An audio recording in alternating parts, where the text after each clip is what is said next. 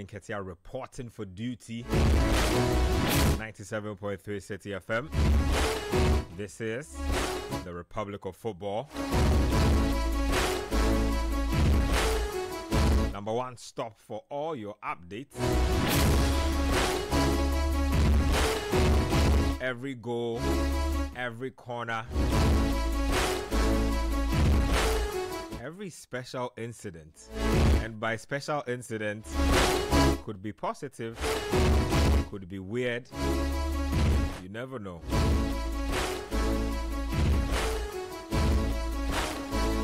As usual, we're live on YouTube on City Sports GH. When you get to YouTube, go to City Sports GH and hit the like and subscribe button.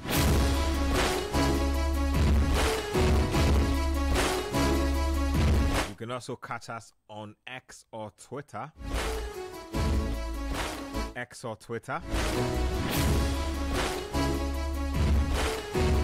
The official handle of City 973.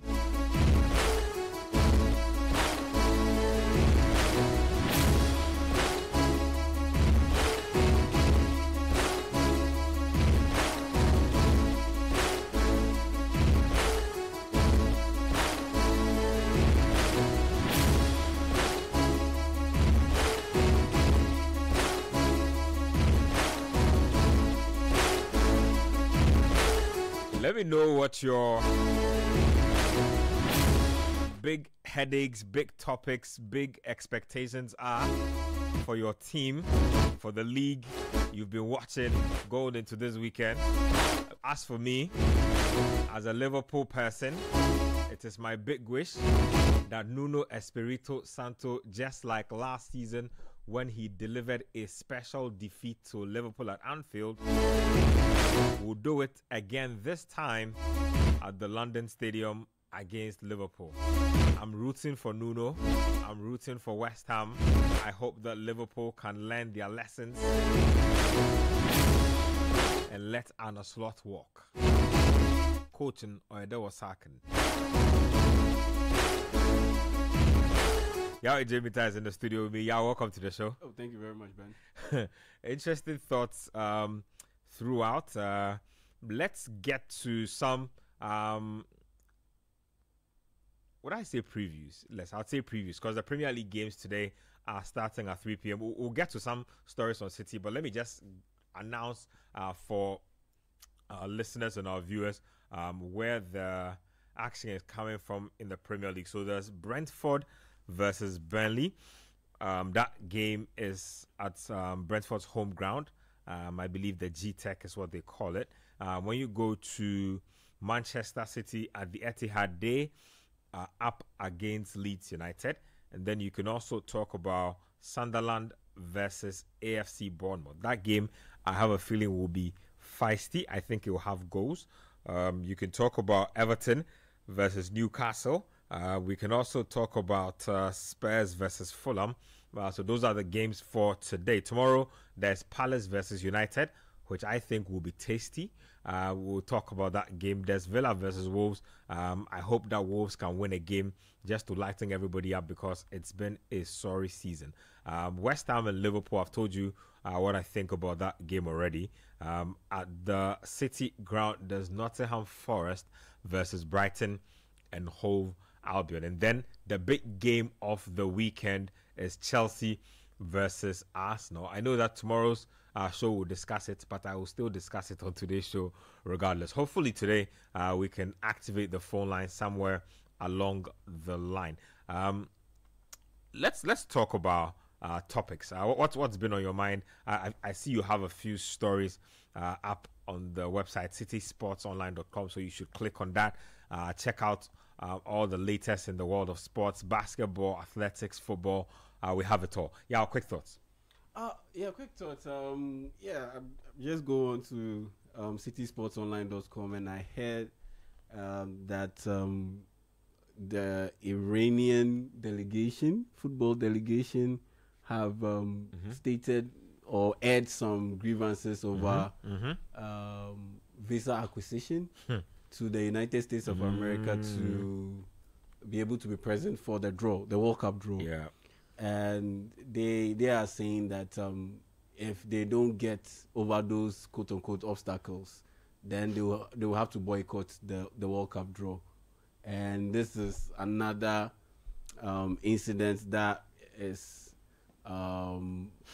pretty much building up to the World Cup draw. And you know the US and the Iranians are political rivals, and it looks like it has seeped into sports too. And I have this feeling that this might end up being the 2026 World Cup might end up being the most politically incensed World Cup I have ever heard or seen. Okay, I'll say I've ever seen, because I'm pretty sure like in the early 70s there were far more politically oriented World Cups that took place because of how things shaped in those days. I mean, political transitions were going on everywhere.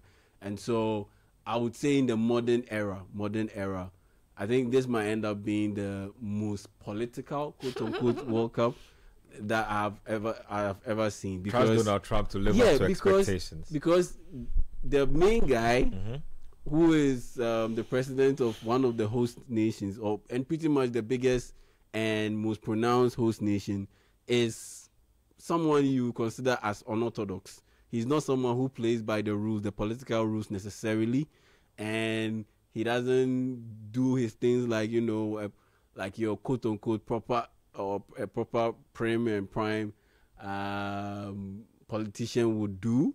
He's a little bit unorthodox with his ways, so you just don't know what you are going to get from him. And once there's uncertainty and there is already, you know, a history of tension, a history of a bit of rancor, it adds up to the tension, and it makes things a little bit anxious. So you realize that there's a bit of anxiety going on, and so that really caught my attention. And the fact that it adds up to the excitement connected to the FIFA World Cup draw. And I just can't wait, because next week Friday it's coming up on December 5, and so it should be a good one. And I also love the fact that as you look at Mikel Arteta, he's been speaking ahead of that big game against Chelsea, praising Declan Rice, and even going ahead to more or less indicate that Declan Rice can even do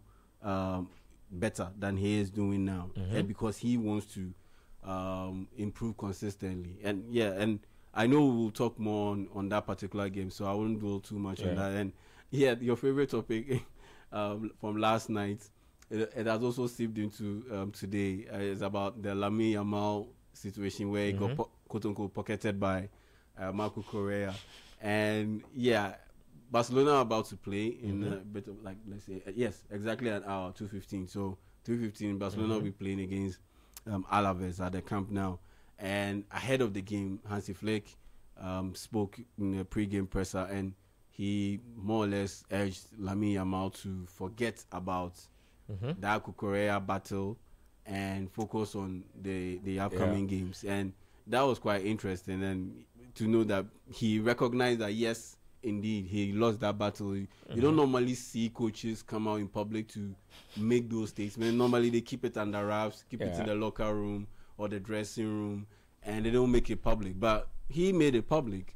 I mean, he went straight and addressed that particular subject, and he urged him to forget about it and just move on to the next game. And I think that's pretty much a great advice from the trainer to a youngster. I mean, look, Lamine Yamal has played a lot of games. He's experienced, but he is still a youngster. He's 18 years old. He's not even 20 years old. He's still a teenager. And so these things will come up. What I would love to see the next phase in his development is if you're not having a good day at work, if you're not having the best of games, he should focus on moving away from the attacking bit and try to do things a bit differently. For instance, on Wednesday? Wednesday. Yes, you play as an inverted winger on the right side. You're a left-footed player playing on the right side. yeah, your guy has got you beat. But I didn't see him get too much involved in the game. If he's got you beat, at least you can even attempt to switch flanks and try to do something to get yourself going in the game. But he was just stuck out there and not doing much and not offering much. I mean, look, if your tricks are not falling, if your feints aren't falling, then I mean, try something different. But he was just trying to do the normal stuff that we are used to from Lamine Yamal, and it just didn't come off. And it was just a bad day at the office. But when these things come, and they will come, even the greatest of greats have bad days at the office. And so when those things come, he should try as much as possible to make himself important beyond what he's become known for, which is scoring goals, assisting, and making those beautiful dribble sequences. And so I think that's what I would have to say about that whole Lamine Yamal issue. Well, I have a few things to say on Iran. I hope that for the sake of football, they can sort out their differences with the United States. They play some of the best football around now. It's been like that for a minute. I mean, I feel like they've generally come a long way as a nation from the days of the Iranian Revolution in 1979, I think it was. Shah Mohammed Pahlavi, I think, overthrown by Ayatollah Khomeini. I mean, I think the Shah had American support at the time. That's how come 1979, I believe Jimmy Carter was president. Yeah, so from, I mean, that's the genesis of all that beef. Having great power over Iranian oil to having a radical Muslim leader who says he's nationalizing the oil. Very interesting. They've gone back and forth about those things. I just hope that they can put these things behind. They've reported the issue to FIFA. Yeah. So they are waiting to hear what FIFA has to say. Infantino has been spending a lot of time with Trump, so he should be able to quell these little fires. Hopefully, I mean, football will reign supreme. And I'm pretty sure they'll be able to make it. They can quell these fires. Yeah, I'm pretty sure I don't want these things to happen. Gives the whole tournament a bad rap. Even before it starts. Exactly. Going, and so there's that. Kwache Manuel is here in the studio. Welcome to the show. Yeah, hi. Let me get into that Lamine Yamal bit as well. Let me just dig my fingers in. I saw some funny comments. Somebody said, so because nobody watches La Liga, these are the things Lamine Yamal will stink up the joint against world-class level fullbacks and then go back to play against Deportivo Alaves and Celta and Real Oviedo, and then go and bamboozle them and then come and act like everything is. So he was like, imagine all the games we haven't watched when we haven't seen Lamine Yamal do his thing. I mean, for real, every time we see him, he's probably caught some minnow somewhere and he's bullying him. I mean, that's just on the lighter side. On the real side, I feel like, one, he's definitely suffering from some bit of burnout. I feel like they're playing him too many times. They're playing him too many minutes. And at 18, if you're already shouldering the creative responsibility, one, usage rates of like a 24, 25-year-old star player, it will start to tell on your body. And you can tell that every time he gets injured, they're in a hurry to rush him back from injury. Now, I think in his most recent injury is a groin injury of some sorts where he was, I don't know if he really made it ahead of schedule or he was just rushed back from the injury, because you could tell the lack of inspiration and the lack of spark in the side when he was not there, which is crazy that a team like Barcelona rely on an 18-year-old for inspiration going forward. It's very interesting to me. I just hope that they can become a more rounded team. I also think, on a personal note, he needs to slow down. I'm not his father. I'm not his counselor. Neither am I his big brother or whatever it is. But look, I think he's on like his second girlfriend in like... Oh, but they've broken up. That's 2 girlfriends in like a year. broken up. So that's what I'm saying. So he has some other girl. Then he went and dated some other girl. Yeah. So there's that, and then there's this. He's becoming infamous for private parties, and apparently there are all sorts of interesting characters at these parties. Yeah, his last girlfriend was Nicki Nicole, an Argentine singer. You are 18 years old, and they're all older than him. That's the thing. All his girlfriends are older than him. Listen, people might think that these things are trivial, but these are serious matters. Like, as a young athlete, you're expending your energy in the right way is very important. No, I'm just saying he needs to expend his energy in the right ways. I think a lot of these things. Back this up. Look, it's not Kevin Prince Boateng. Remember what happened? Melissa Sata. Yes. He was having so many knee injuries, and we were wondering what's the cause of all these knee injuries. And the woman came out and said, "Charlie, your man constant firing. Like,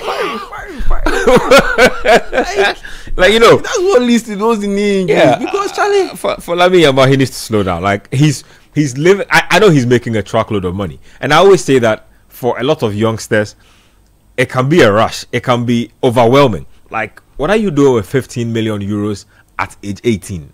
I mean, that is the world at your feet at age 18. If nobody's reining you in, there's a very good chance that you're going to go off the rails and do things that are not fit for purpose. Like, I've seen posters of his mom. She's using the name and his image, Lamine Yamal, she's doing meet and greets, basically. Like, people are paying money to meet Lamine Yamal's mom. I mean, come on. How degenerate can it get? Like, family is supposed to be taking care of him, and I've seen his dad is also dating some woman. No, I mean, those things are not even my business. But as long as those things begin to seep into the image and into the public light of the youngster, it's just too much. I don't think a young Cristiano at age 17 had this much. Cristiano's buzz at 17 was all football. Messi's buzz. I mean, but to be fair, it's in the age of social media, so we know more about him. Which is fair. We know more about him now than we know about him. No, but you see, it's one thing. But you can manage it. It's one thing knowing a lot about you. It's one thing becoming famous for organizing outrageous, eccentric parties. You only turn 18 once. Okay, so when he's bent out at age 21 and can't go past his fullback anymore, I'll refer you to this statement that he only turned 18 once. I'm just saying, look, I've seen too many players get ruined by being unprofessional, and I feel like I don't know vividly what's happening behind the scenes. I like Lamine Yamal as a player, but I think that the noise that's coming from around him is becoming more non-football than football, and that's a problem. That's fair, but I feel like he's always had the noise around him. The problem now is that when he's in a bad run of form, it will be turned to that because of your outrageous lifestyle. That's why you're not able to maintain. I mean, we're gonna talk about that. I mean, but he's 18 years old. But that's what the great Kobe Bryant said. He says that you need to be able. It's one thing being a top level athlete. You need to, if you want to be able to party, nobody will touch you, but do not let your partying affect your performance on the pitch. And he talks a story about one time when he was with Matt Barnes, I think. So Barnes, they won a game on the road, like everybody's hyped. Barnes and Co want to go out and party, and then he's like, you know what? Ideally, I won't want to go out and party, but this is the playoffs. The team needs great chemistry. The chemistry is nice at this point. I don't want to be the guy who is looked at as dampening the chemistry. So I'll go out and party with these guys. Partied all the way to 4 a.m.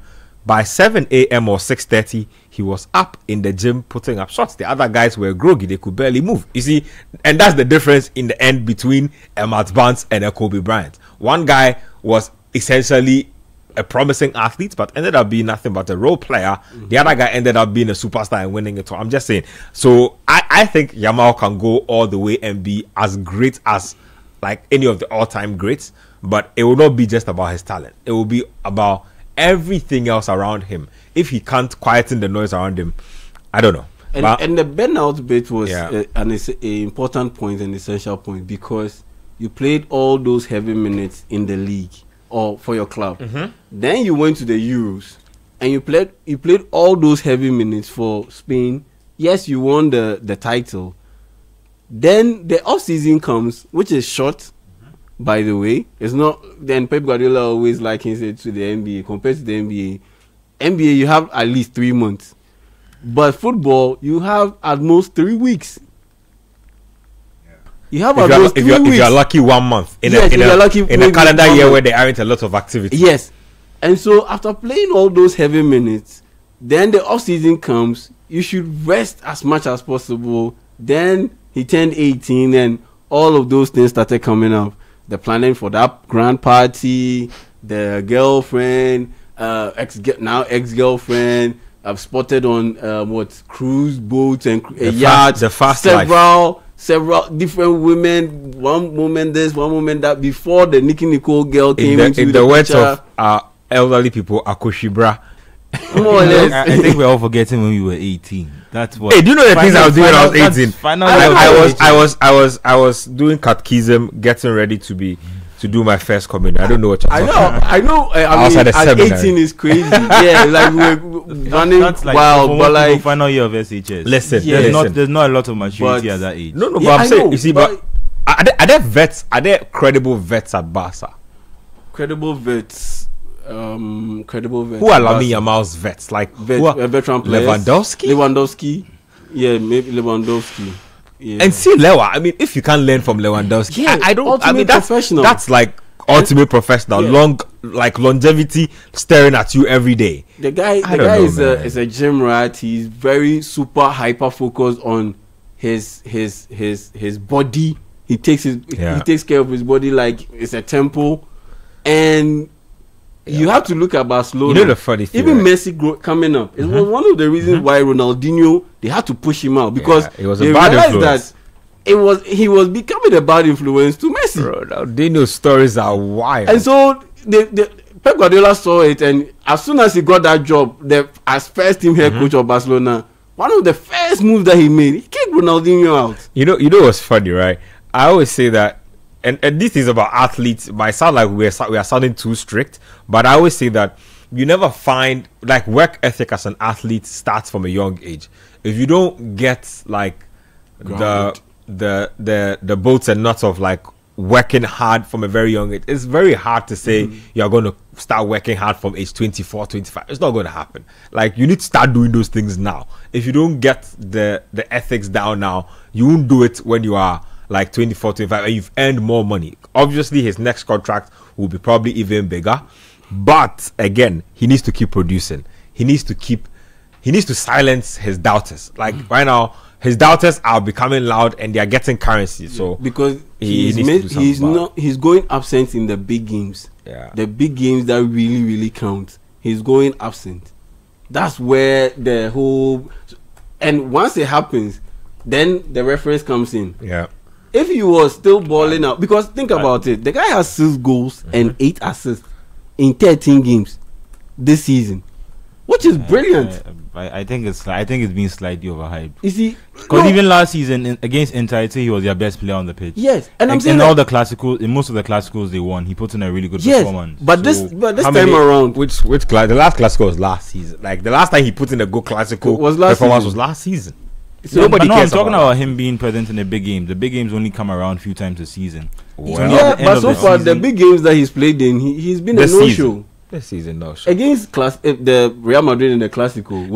And then he wanted to fight with the Real Madrid players at the end of the game. Anyway, the Chelsea game, yeah, he was a no-show. So that's where like Estevao was eating his dinner. Yeah, like I said, you have 6 goals and 8 assists in 13 games. It's brilliant. But why is it that he's catching a lot of heat? It's because the big games he no-showed, and even the games that he scores and gives an assist or two.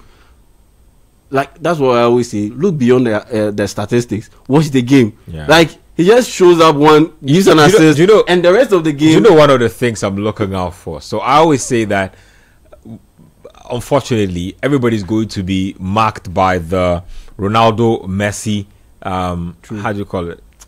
Standard scale or standard, and I'm looking forward to how long Lamine Yamal can stay an elite player. Right now, he's an elite player. I want to see how long he can keep it up. And I always, those things will come down to professionalism. It comes down to hard work, watching film, like a lot of things that you don't want to do. But let's move the conversation on. Let's talk about the Premier League. There are games at 3 p.m. Let's dive into the previews of those matches real quick. Let's start off with Brentford Burnley. It's been quite an interesting season for Brentford Football Club. I have loved their transition from Thomas Frank. Doesn't seem like they've broken a sweat at all. If you look at where they are, right about where you think Brentford would be at this point in the season. 13th on the table, 3 wins, 2 defeats in their last 5 matches. In their last game, they lost. I'll find that opponent for you in a bit. I think their last game was a defeat to Brighton and Hove Albion by 2-1. They're up against the Burnley team that I think have done decently well. Still in the relegation places. They also need a win desperately to curb a 3-game losing skid. Last defeat was a 2-0 defeat to Chelsea. Manuel, let me start off with you. What kind of game are you expecting? What challenge does Brentford present at home to a Burnley team that can possibly take something out of this game? I think. Yeah, I think Burnley could threaten Brentford a bit. By on Brentford, I'm impressed with how they, like you said, how they've been able to adapt to life under Keith Andrews. Because transitioning from, I think Thomas Frank is suffering a bit from that problem at Spurs now, where you can see that people are criticizing him in the big games. He's not able to be expansive. But I think when you're at a team like Brentford, you don't always necessarily need to always have to play that type of football. I think you can rely on your structure and then hope that you can get your finishers at the end of the pitch to get good goals for you. Igor Thiago, he's been in really good form for them since he came in. He missed a penalty at the end of the game last season. At the end of the game last week, I don't know how that affects his confidence. But ever since he's come in this season, even though they sold most of their goals with Wissa and Mbeumo, he's been able to make up for that. They've also been one of the teams, because Keith Andrews is a set piece coach. They've been able to adapt really well to using set piece routines to win games. But coming up against Burnley, I think Burnley also needs to be in a position where they need to start winning games now. Because at the start of the season, even though they weren't performing badly, I'd say that the other thing was that Nottingham Forest and West Ham had underperformed. Starting into the season. Like I said, both of them have now changed their managers, and it seems to be working for them. I think West Ham are on a 3-game winning run, and Nottingham Forest too. They beat Liverpool. They won in midweek in the Europa League. So I think they're also coming up on form. So assuming that there'll be teams worse than them, I think now they also need to try and put together a run of games together, go on a winning run. Last season, the whole thing about them was that they were defensively solid when they were in the Championship. But I think transitioning that to the Premier League has been slightly difficult for them. Obviously because of the higher quality of opponents, but also just because they face far more chances too in the Premier League now. But going into this game, I'd expect Brentford to probably win it. Even though Burnley needs to start picking up points, I'm not sure if going away to Brentford's ground is where they'll start the winning. Brentford Football Club. Let me announce the text and WhatsApp line: 0549 986 996 0549 986 996. Those are the text and WhatsApp lines. You should send us your thoughts on the Premier League predictions and all. Let's know what you think. Let me get y'all's thoughts on that game again. Brentford's Burnley's last win came against Wolverhampton Wanderers, and everybody beats Wolverhampton Wanderers. So I don't know if that's a bad sign, because if you look at the table, you want to compare what they have going on with the rest of the teams around them. They are 19th. They have 10 points. A win today takes them to 13th. Depending on how other games go, that could take them as high as 16th on the table. So a lot happening in and around them, only if they can get a win. I don't know how you feel about Scott Parker. Can he keep this team safe? Do you think he's one of those guys who will possibly end up getting axed before the season? And how will he approach this game? I don't think he'll get axed. Looking at Burnley's history, they are quite committed, and they show a lot of faith with their managers. You look at committed to relegation. Like the way they were committed to Company until he got them relegated. I was about to make that No, but to be fair, Scott Parker hasn't actually managed to stay in the job either of the times he's brought his teams I mean, this is his 3rd time he's brought. He's qualified a team into the Premier League, and brought on both team first. There was Bournemouth and there was Fulham. Yes. Yeah. And on both occasions, or previous occasions, they sacked him about 10 games, 12 games into the season. And this is his 3rd opportunity, and he's managed to qualify Burnley from the Championship to the Premier League. So he is fighting a lot of issues beyond just what is happening on the field. He is also fighting for his reputation, because if you do well by qualifying teams from the Championship to the Premier League, but can't even stick around, then it puts a ceiling on your ability to coach big teams, more or less, or even excel at the top level. I mean, but like for coaches, for someone like Neil Warnock, he was able to make a whole career out of that.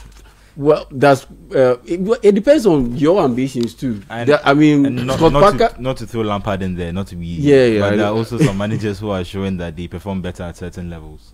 Yeah, but exactly. But you look at Lampard and you look at Scott Parker. Yeah, per their reputation as former Premier League players who played not too long ago. I mean, Neil Warnock is old school.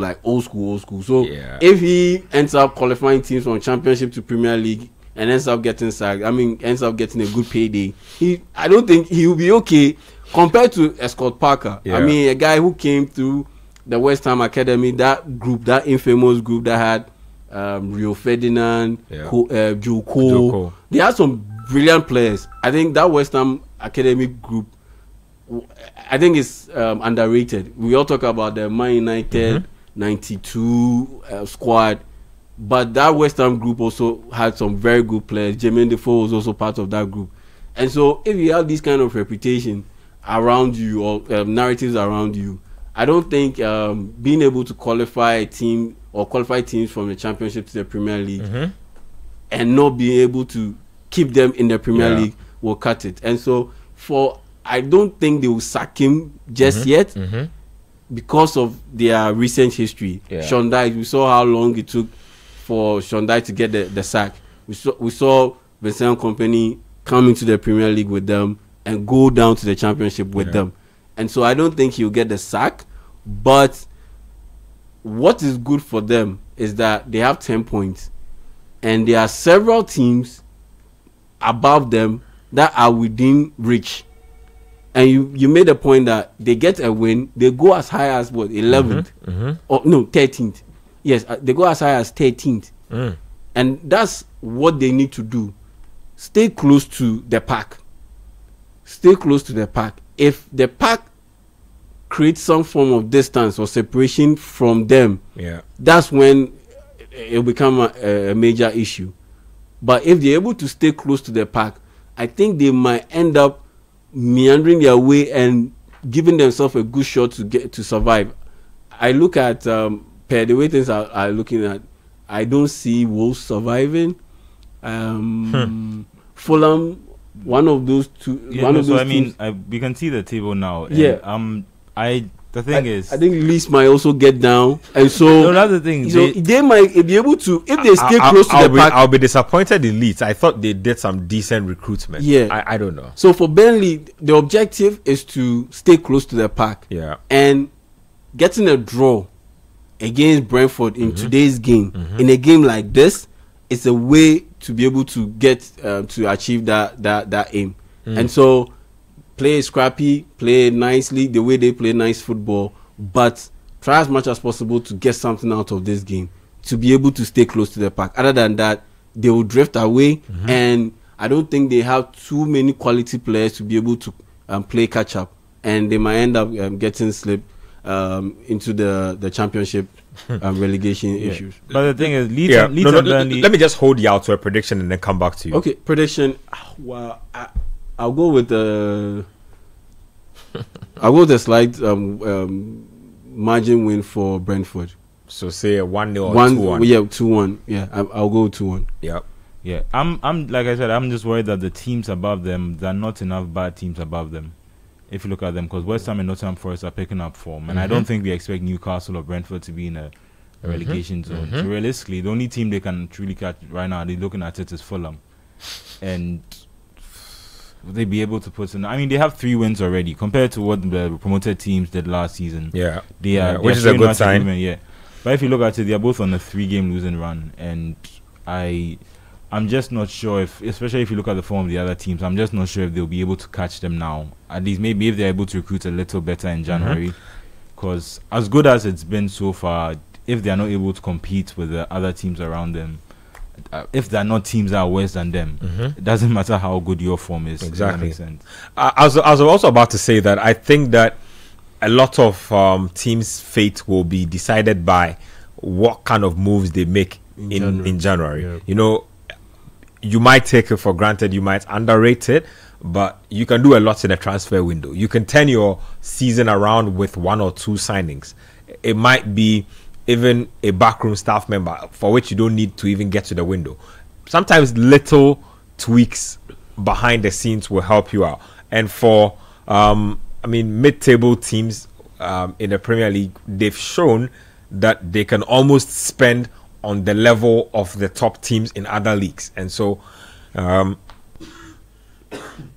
genuinely looking forward to what they do, or what a lot of these mid-table teams do come January. So there's that. Anyway, if you are just not... a quick one on Brentford. I think hold on, just before you go. So for those of you who are listening, some of you might want to pass by the Agri Fair, the 2nd edition at the IFA Sutherland Park. Get you some groceries. There are a lot of exhibitors out there, a lot of selling going on at wholesale prices. Yeah, wholesale prices. There are grills, for a lot of you who want a few things to nibble on, all happening at the IFA Sutherland Park. So you can drop by that. Yeah, you're going to make a point. Just a quick one. I think one of the reasons why Keith Andrews has had a rather successful start to his life as Brentford manager, which beats a lot of expectations at this point, is down to the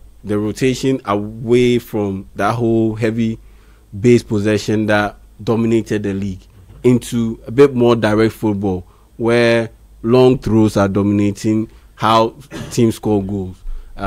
Michael Kyle has become popular this season for set pieces. Have determined how a lot of teams score goals. Yeah. And Keith Andrews, having that background as a set piece coach, coming into Brentford and developing his way up to this point where he's now the manager, I think it has played into his hands. Unlike other teams whose coaches or managers are kind of left in the dust because they haven't necessarily transitioned well from that heavy tempo control, possession and style of game or philosophy into this new, all of a sudden found desire or feel for the good old days where direct football ruled and was king. And that's how come, or that's one of the reasons why Liverpool's onslaught has had some issues transitioning from that old way, which is relatively old way, into the rebirth or the second coming of the long throws and the direct kind of football that we've seen in recent times. So let me say a quick shout out to a few of our YouTube guys. Calvin Dax says that 3-2 Brentford to win. Thiago hat-trick, 1 header, 2 penalties. Hey Charlie, this one straight from the crystal ball. David Aglu says that waiting for the Tottenham versus Fulham game. We are also waiting for the games to kick off with just about 13 minutes or so to kick off of the first batch of Premier League matches. Kwame357 says, come on, Man City players. We'll talk about Manchester City in a bit because they've also fallen off from their otherworldly standards. And they look like mortals these days. 2 or 3 wins, and then they go on and draw 1, lose 1, draw again. I don't know. It's been sketchy. Nothing like what Pep Guardiola has been used to since leaving Barcelona, Bayern, and really a good chunk of his Manchester City career. Outside of last season, the foundations look a little wobbly now. They don't look as crisp on their passing game. Pressing isn't as immaculate. I don't know. A lot has changed with Manchester City.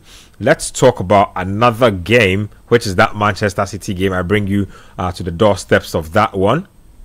The lineups for that game are out already. I'll try and bring you the starting lineup to that particular game, and then we will progress the conversation. Now, if you look at the starting lineups, it's 4-3-3 for Manchester City, and then it's 4-3-3 for Leeds United as well. So in post for Manchester City is Donnarumma.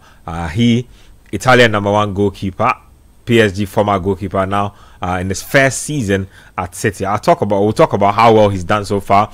Mateus Nunes these days probably has to alter his DNA as a footballer, because he needs to accept that as long as he's at City, he's a right back.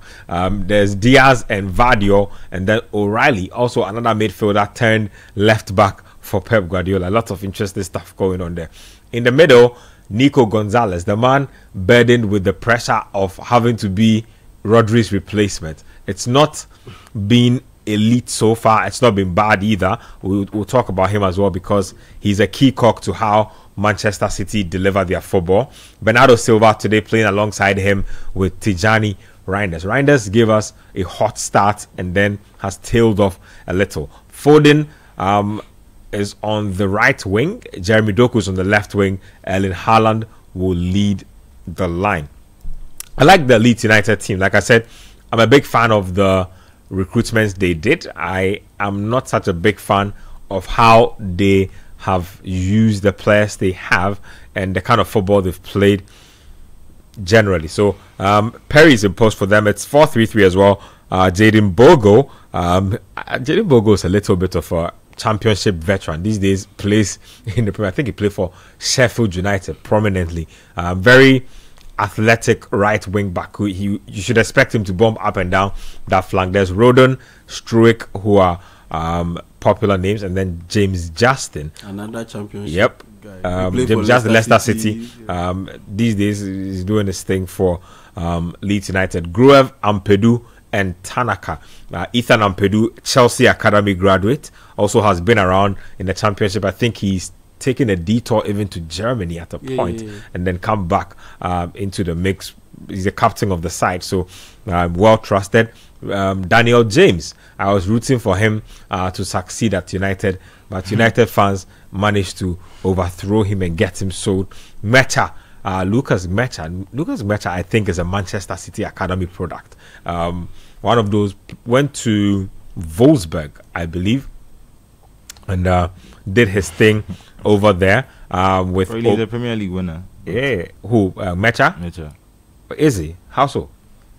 I think he was in one of the squads in 2017-18. Oh, really? Yes. He was. That's I don't crazy. I don't think he got. I don't think he got a medal for games played, but for being in the squad, he's probably. I see.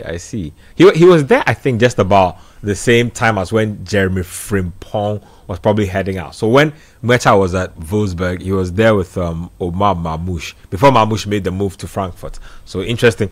He scored 3 goals this season, 14 appearances. Lucas Mecha, that is. So one of those guys I think they brought in to fulfill homegrown slots. Like, there are times where when you are registering your team, you need to have a certain level of English homegrown players within your team, or players trained in England. If you don't meet the quota, you will be forced to do some funny stuff. You're forced to leave some people out. And then there's obviously Wilfred Gnonto. I've been rooting for Wilfred Gnonto for a long time. He's not broken out into the kind of player I thought he would have become by now. So but let's get into the lineup. He's basically Kamaldeen Suleiman. An Italian Kamaldeen. Yeah, an Italian Kamaldeen Suleiman. That's the best way to describe him, because he's 22 years. I mean, I can't even disagree with that. Yeah, he's 22 years. He has that short stature, crazy pace, boundless level of energy, crazy pace. Yeah. Decent dribbler. Always gives you that wow factor once in a while, but nothing in terms of consistency. Yeah. And the numbers don't back his game up or his talent up. So you just ask yourself, okay, so when is it going to come together? Put it all together and be able to graduate to that top level ranked or rated winger?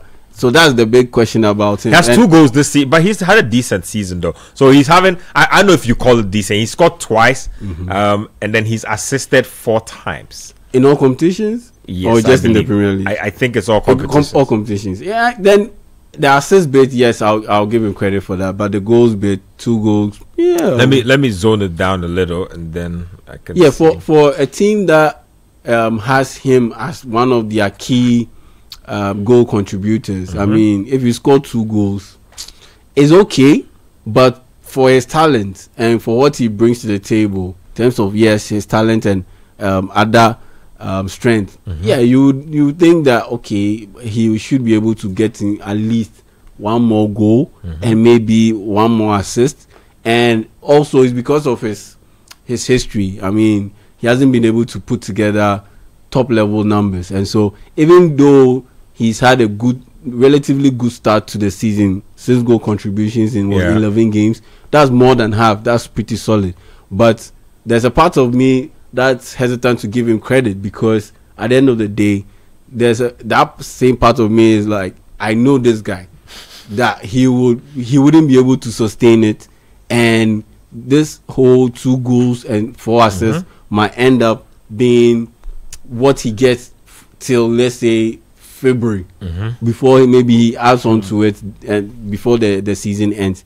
And so that's my whole thing with him, that when is he going to put it all together? But I'm looking forward to his duel with Mateus Nunes today, basically because Mateus Nunes is not the quickest. He's not a natural right back, and Wilfred Gnonto can run for days. So I want to see what that duel is basically going to be. I think Nunes will win that duel because I don't trust Gnonto. I don't trust him, and it's because of the football. Can I say football IQ? But because of the football IQ, basically. Mateus Nunes, look, he had his issues settling into this Man City team, but we saw him at Wolverhampton. We've seen him make that transition to right full back, and because of his football IQ, that's what has helped him settle in as a right full back and be able to make it. And so that's what will give him the edge over Will Gnonto, because he's less like an Adama Traore, all the assets in the world, but he's not able to apply that bit of nuance to his game. Baby oil Adama. Yeah, to be able to deliver at the top level. So when you are coming up against a guy who excelled as a midfielder, high IQ, and is playing as a right full back, I don't see him trumping Nunes in that battle. I don't see him. And for Man City, their struggles. Look, you don't have Rodri in there.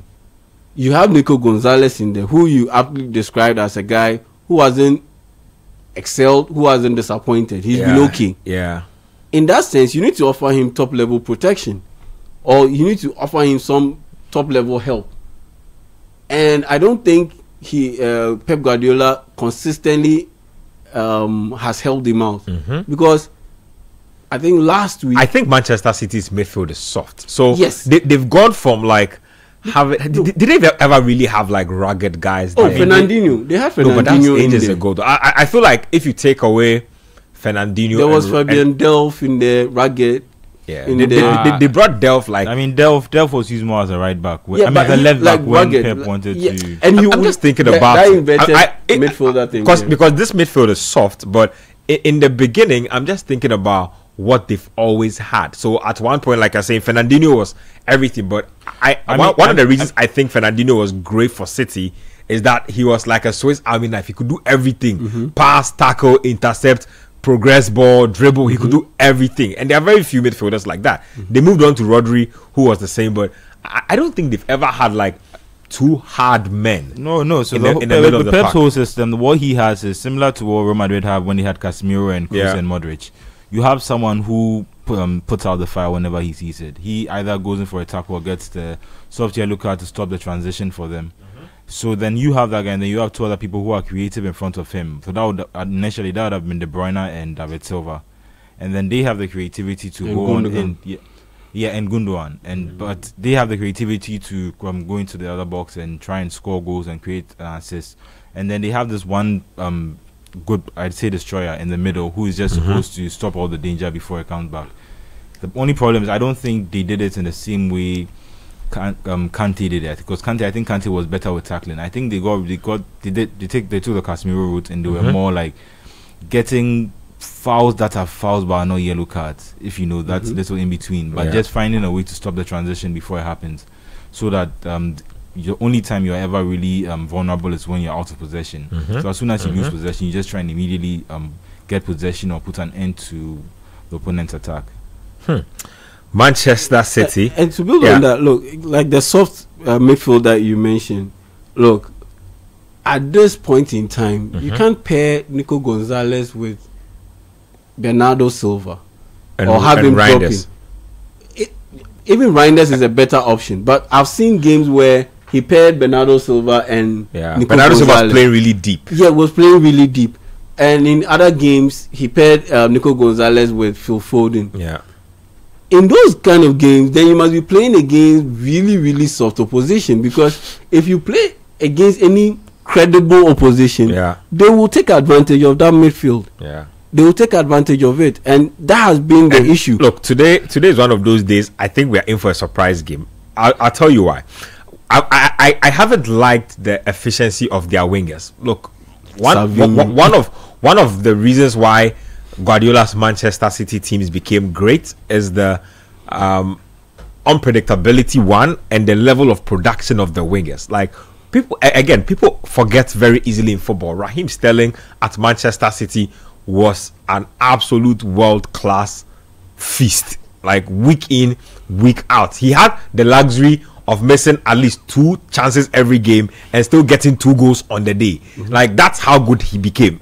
If the ball was at the far post, Raheem Sterling was going to be there. And then there was Riyad Mahrez on the other side, every day cooking, like coming inside, careless assist, like he was doing it all. If you look at the kind of wingers they have now, Foden is not really a winger, but as for Foden, his reputation is on the line, because after becoming league MVP, he has dropped to like very average player levels. Like, I'm not sure what's going on with him. He's not cutting it. Jeremy Doku was on autopilot for a lot of last season.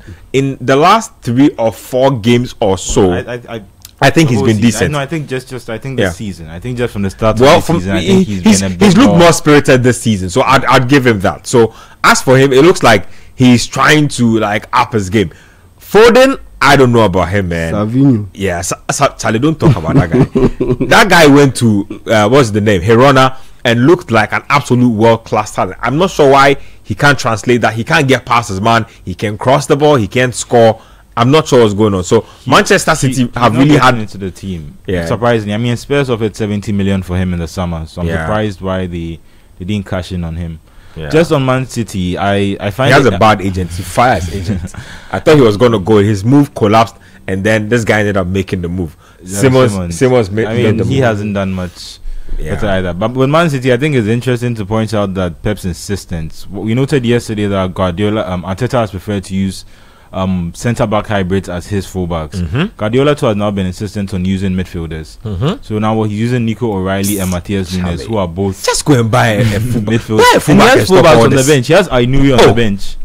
You know, I've forgotten about him. I've completely forgotten they even bought Ryan Ainuri. Like, completely wasting. He got injured for like a long spell though, and then he's come back and he's not been able to come back. I think he's also one of the same Frimpong problem. They don't look as good in a 4-back system. Yeah, he's a wing back. Really. To be honest, he's a wing back. To be fair to him, and playing him in this system would help. But kickoff is upon us. I mean, the game has kicked off. Manchester City. Remember, they lost their last game at home in the Champions League to Bayer Leverkusen. So Guardiola obviously will be expecting some kind of reaction. If you are tuned in, it's the Republic of Football. Live on 97.3 City FM. We're on radio. But Man City will win though. Yeah, they have their issues, but yeah, I see them winning. I think they'll be in for a tough game. I don't know about win. To give an update, I think Bayern Munich are 1-0 down against St. Pauli in the Bundesliga. City have scored. Okay, that's early. Phil Foden had us talking about him. Had us saying that what is this new hair? We got a new barber. I don't know if it's working out. So Manchester City are up by a goal already in 60 seconds. Yeah. Quick action, really. Let's see the replay again for the goal, and then we can try and break it down for you. But looks like Leeds left their brain in the dressing room and didn't come out with it. Still cold. Look at that sequence again. So long ball to the flanks. The same flanks were criticizing. Yeah. So Nunes. Plays the 1-2. Mateus Nunes. He did all the hard work I like that. Bernardo Silva, Mateus Nunes combining. That's a really good cross. Phil Foden with a good touch to give them the lead. I need to see who was sleeping on the job. But no, but he couldn't track his man. No, but if you are caught in the 1-2, like they are both overloading you and they play a 1-2, there's nothing you can do really. No, but in that sense, why didn't you track your man? Why do you allow him to even get to play the those quick interchange of passes? There's that. So and it's not like you don't have the speed to match him. Mm-hmm. You do. So that's where the football IQ issue comes in. So well, for Foden, no surprise. Yeah, Foden gives Manchester City the lead. Had us saying that he's not been productive. Decided to show us that he still has the juice. Let's see how. I think he's been a bit better this season. Yeah, obviously, the argument would also be that now when City are playing well, that's when he's also now coming to the fore. Yeah. But for him, he has to work really, really hard. He has to hit at least 20 goals before he gets in ahead of Morgan Rogers and Jude Bellingham on that pecking order. 20 goals is a loss. Before he is not getting 20 goals. Then he'll go to the World Cup. Oh, Charlie, are you sure about that? Oh no, he'll go to the World Cup. He made the Tuchel said he doesn't plan on using him. He plans on using him centrally within midfield. Yeah, and that's where the issue is. He would be behind the 10. And that's where the and to be fair, no one is even talking about. I don't think Eze will be on the left. I think Eze right now should actually be the starting 10. Before we even do England play with a 10? And that's what I'm saying. Look, yes, they do. So three-man midfield. But when they in real time, so they do a two. Anchor man, box to box, and number 10. Yes, advanced playmaker. Elliot Anderson is the DM, anchor man. The box to box is Declan Rice, and number 10 is Morgan Rogers or Jude Bellingham. And I think on the wing, Saka and either Gordon or Madueke have both of those. I think Gordon is more certain to start on that left side for them. Gordon has not scored. What was the last time Gordon scored? I saw that. I think it's January. I think it's somewhere in January this year. How is he getting away? And how is he a sure money slot for the World Cup? He plays well when he plays for England. They have that slight bias. And on top of that, he does well defensively. I mean, he always covers for Nico O'Reilly when he works hard. He works really hard for the team too. Because England don't have like a top level out and out left full back, because the options that they have, they aren't necessarily out and out left full back. What a left full back? I mean, Livramento if he's fit, but I don't think he's right footed. Plays both ways actually. Then, I've seen him play him at left back multiple times. Then there's Spence. He's right footed, but he's playing at left full back. There's Nico O'Reilly. He's a midfield winger and he's playing at left full back. There's Lewis Kelly. He's not a full back. So there are options. If you go meet a top level winger, he can expose you. So in that sense, if you have a guy who is very workaholic and tracks back to cover or offer support defensively to the left full back, it's always a trump card. And so that's how he gets in. And on top of that, like Kwachi said, for some reason, he does well when he plays for England. And so he always has some kind of backing, more or less. You know, you're forgetting Cole Palmer. How does Palmer fit in all of this? That's why I'm saying, like, Phil Foden there, he will go. Like, he will go. He will go. He will make. I doubt it. To be honest, the way Tuchel is moving, I think Bellingham might be the. Won't they play Palmer on the right side? No, he play Palmer. So it's Palmer or Saka, or they're going to play him centrally. On the right side, they have multiple options, so you'll be wasting his talent because Bukayo Saka is there, Madueke is there, even Jared Bowen is there. Somebody say that Rodgers is not better than Foden, but the truth is that Rodgers has been better for England than Foden recently, and Tuchel actually prefers Rodgers. Yes. Talent-wise, he's not better than Foden. Kwame 357, we see you. Sorry. Yeah. Talent-wise, he's not better than Foden. No one would argue that. Yeah. But Foden is not playing as good as Morgan Rogers, and hasn't played as good or as well as Morgan Rogers. Over the past 2 seasons. He's more versatile too. Yes. He can play CM. He can play left wing, right wing, number 10. He can play shadow striker. Like he can dribble. He can bulldoze his way. Since last season, and also in the presence. Foden definitely has better technique and better dribbling and all that stuff. But I'd also argue that off the ball, Morgan Rogers is slightly better. Yeah, because of his speed. Yeah.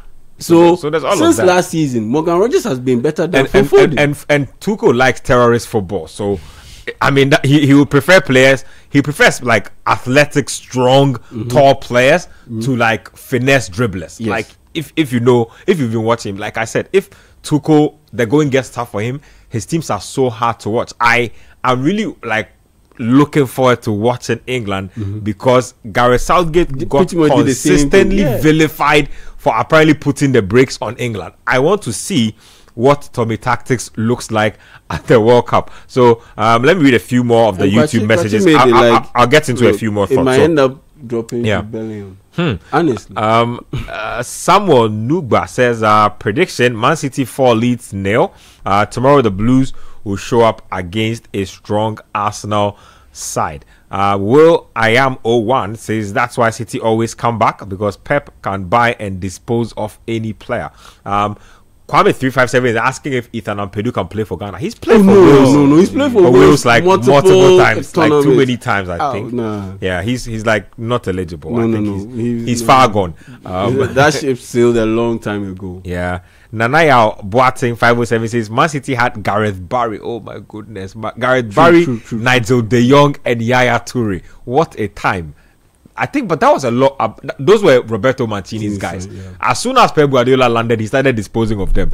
But yeah, Gareth Barry was the guy. I think does he hold the record for most Premier League appearances? Yeah, but or James Milner is I think 8 appearances away from it right now. So big deal.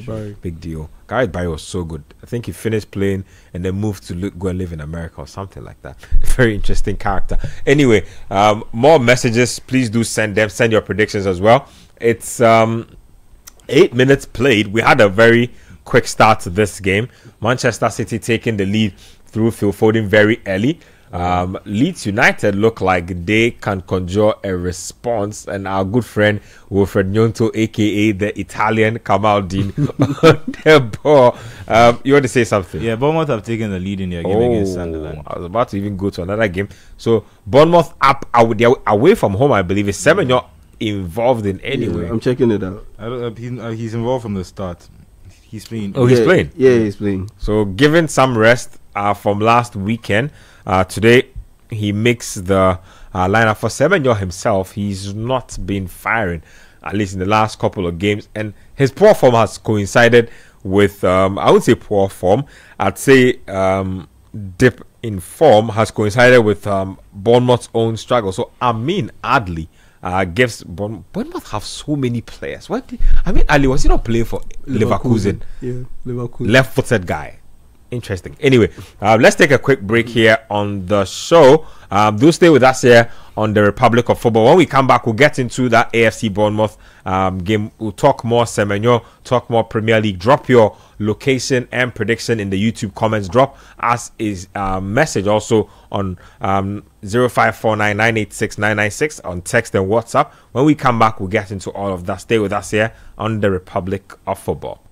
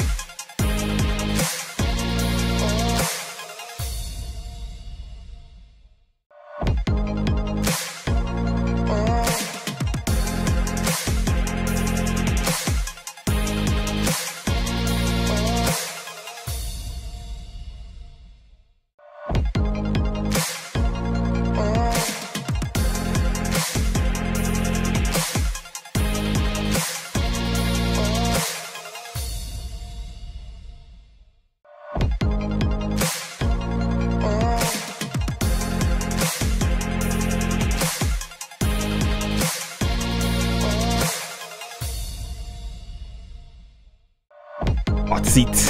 This is the Republic of Football. And we are live on 97.3 City FM. We're also live on YouTube at City Sports GH. Hit the like and subscribe button. We're live on X or Twitter at the official City 973 handle.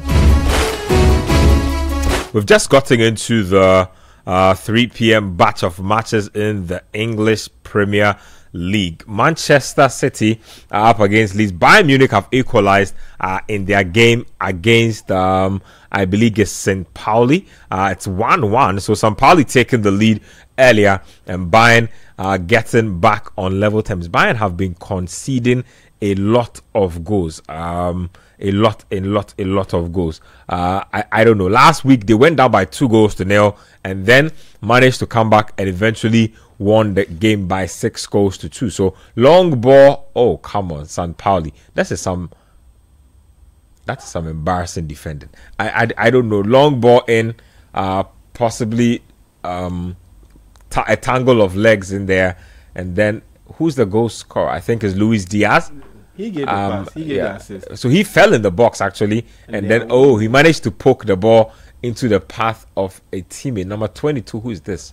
Guerrero. Rafael Guerrero. Yeah, former Dortmund. Left fullback. Yeah, what is he? Dortmund. Left wing back. What is he doing in the box then? Anyway, very interesting. Yeah, I'll just snap thoughts on Bayern and what they are doing. Lost the game to Arsenal in midweek. Yeah. Company has been heated since. Oh, yeah, I mean, look, if you are unbeaten in the whole season and the big game like this, you end up losing your unbeaten streak, and the way they lost it, it was. I mean, for a team that has so much pride, it's embarrassing. It's embarrassing, and the fact that this was a statement game, and you lost a statement game. Yeah, it will definitely get him pissed. They've been whooping Arsenal for a minute, so Arsenal also had a lot of pride on the line. If I would say, because Arsenal have taken some beating at the hands of Bayern in the Champions League, 5-something, like really like colossal numbers.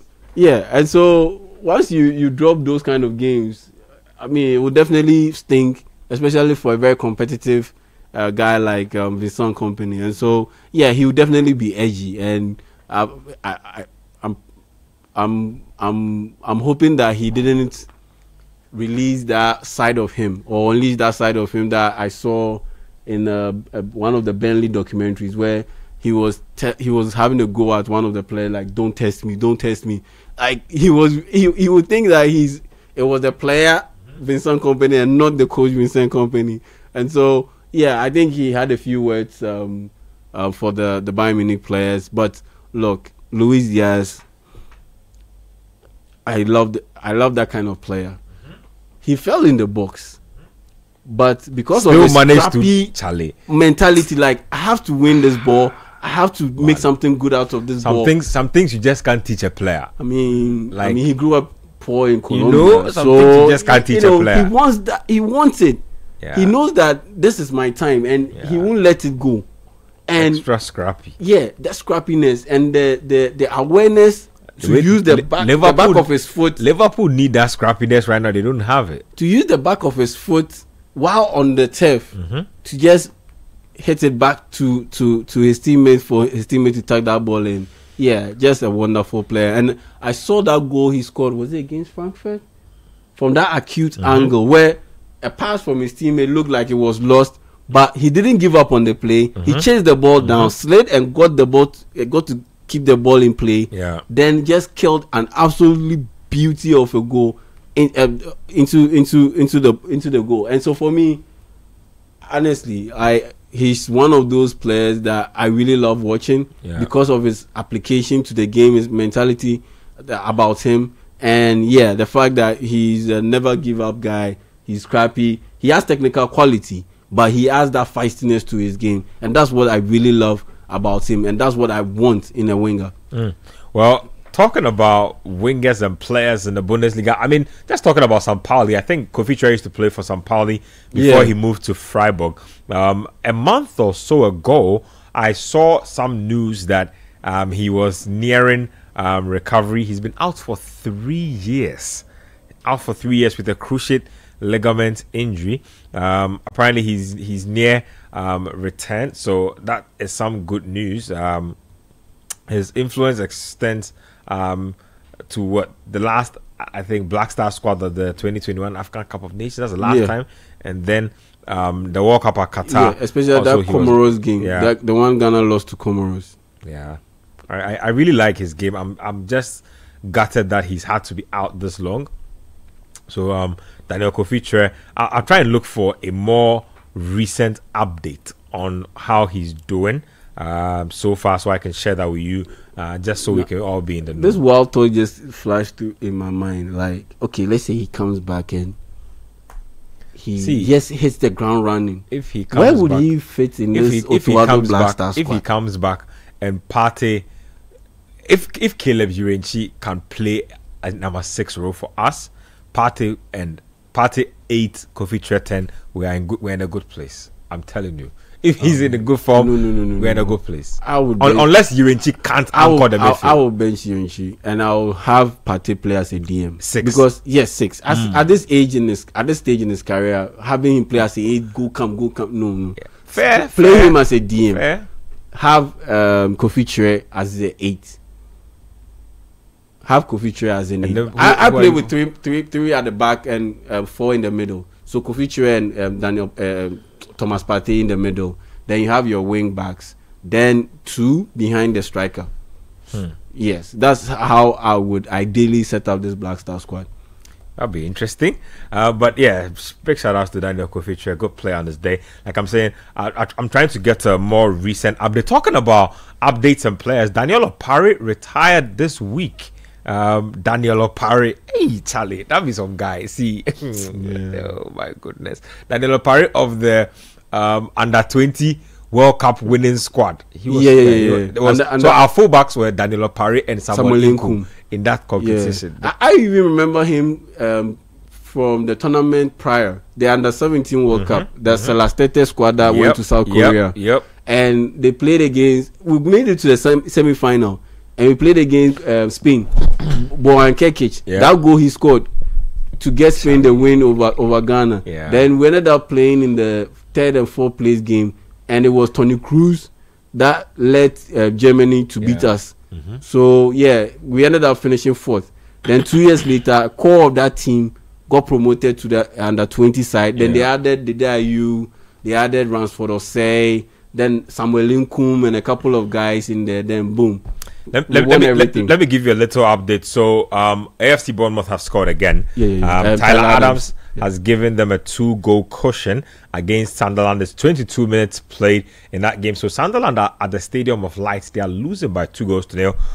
Hopefully they can make this game a little more competitive. But Opare, I believe, was at the Real Madrid Cantera at a point and was almost on the verge of making like a first team appearance. He's had very interesting like moments in his career. At a point, I think he was at Augsburg and wanted to make a move to Schalke, I think, and then like he was caught on camera or on video with officials of Schalke before the move could happen, and the transfer eventually collapsed. Ended up at Standard Liège. Played for a while in the Belgian Jupiler League. I think the last team he played for was like RC Serrain. I'll check that. But he's been around. I always used to be one of my favorite players. Very stubborn fullback. Very stubborn guy. Like and discipline too was one of the issues that held him back. In discipline, that until like the boy know the here. That's so boy. Like I see Dean. Like on Daniel Opare. Very interesting character. And discipline also worried him. Played for Besiktas as well. But all in all, played for quite a number of teams. The issues had a good career. Considering the issues we've highlighted, the indiscipline, the injuries. I think he had a good career. I think he had a good career. I like that Lopari. Very, very interesting character. We wish him a happy retirement. He's 35 years old, so it's decent. Look, very few Ghanaian players have like the will and the guts to actually say that they have retired. There are a lot of players who have been away from the green field for a long time and still can't officially declare their retirement. And give it up. For Daniel Opare. Daniel Opare, I'm happy for him. But fullbacks, very good career. For Ghana to have Samuel Nkum and Daniel Opare in that and right, then there was Harris Nafo so that was a golden age of fullbacks for us. And we have issues, so that's why it's glaring now. Yes. Because in the past we had like a bulk of like options to choose from. Opare, Ado, so we went from Paintil to Papo, Aduke Papo. No, Nyade, but at least he was consistent. He was solid enough. Yeah, looks like Man City have scored again. Man, your score Vadio 2-0. Leeds United are disappointing me. This is a game I thought they could give Manchester City a run for them. So but Manchester City made plenty changes in midweek. In that Leverkusen game. 10 players in midweek. That midweek game that lost to Bayer Leverkusen. Mm-hmm. He made 10 changes. He benched Haaland, Donnarumma. He started James Trafford. Leeds are complaining about a foul on the goalkeeper. I don't think. Oh, I don't think it will stand. He should have been stronger. Let's see this again. He should have been stronger. Oh, that's regular player marking the goalkeeper. He also had to get Bernardo Silva out of his way. I mean, Bernardo Silva. It's Bernardo Silva. No, that's a good goal. Manchester City up by 2 goals to 0. Somebody. I mean, after Aduke Papo, then Hansi Dusape came in. Yeah. On that left side, left full back. Then Harris Nafu took over. So yeah, we've had really decent fullbacks. These days, yeah, and it hurts our creativity because if the creativity is not coming through the middle, it has to go through the wings, and the fullbacks, they are not delivering, especially when we don't start out and out wingers, because now these days we start Kudus and Antoine Semenyo. There's Iñaki Williams also in there. Let me tell you what's happening. Let's go to Spain real quick. It's 10 minutes between Barcelona and Alaves. It's 1-1 already. So Alaves scored in the first minute, Ketsi Ibanez, and then Lamine Yamal, assisted by Rafinha, has scored. It's I believe Alaves he can't win. That's the point. He can't win. When he does this, it's against Alaves.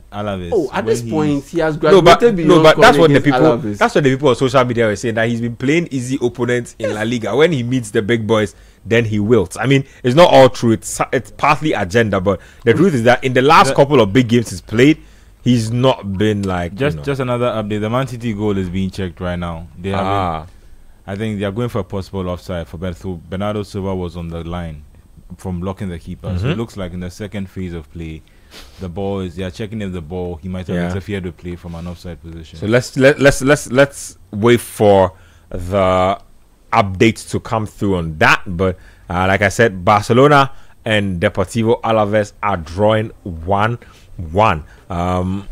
It looks like let me see. They're taking too long in giving us a decision on that one. Look at him breaking ankles. Lamine Yamal, they say you should do this against Nuno Mendes and Cucurella. Anyway, this one says that good afternoon, my people. Uche, big shout outs to Uche from Kaneshi. You've become a staple on the show lately. Says off and on the pitch, Esteval William is better than Yamal. Man United will shock Palace tomorrow. Charlie, times have changed. United beating Palace should not be a shock. Wait, Kwame 357 says Daniel Mate says he's coming back to football. Oh, let's not do this. Let's not do that. I bumped into Daniel Mate at the gym a while ago. He came in with former Mediama goalkeeper Muntari Tego. So they've been rolling together. They came through the gym. This was just before he made his move to Besiktas. So this is like 2 years ago, a year and a half, just about 2 years ago. I haven't seen him since. So hopefully he comes through one of these days. Coming back to football, these days you can come back to a lot of like types of football. You know, Gerard Piqué has his 7-a-side league in Spain. You can come back to that. There's futsal. I don't know about pro football, man. I don't know. How does Amate now? There's tech ball too. Well, I think tech ball's becoming popular. Yeah, there's actually. tech ball, so you can come in. Amate should be around 34. 30. Let me see that. Let me verify that real quick. Just another on that. The goal has stood. Man City. No, Amate is 30 years. He's not even old. He's 30. Yeah, I'm telling you, 1994. He's 30 years. Don't rub your head. He's 30 years. I mean, he'll be 31 this I year. feel like he's one of those guys who has been around for such a long time. We think that he probably is older than he actually is, because even back then played for Leicester City for a very long time. I mean, he was in the champion, the Leicester FC Copenhagen, I think. Yeah, he was quite a number winning team, Leicester team. Yeah, he was in the Premier League winning team. Yeah, that's nearly 10 years ago. Exactly. When he was 20 then.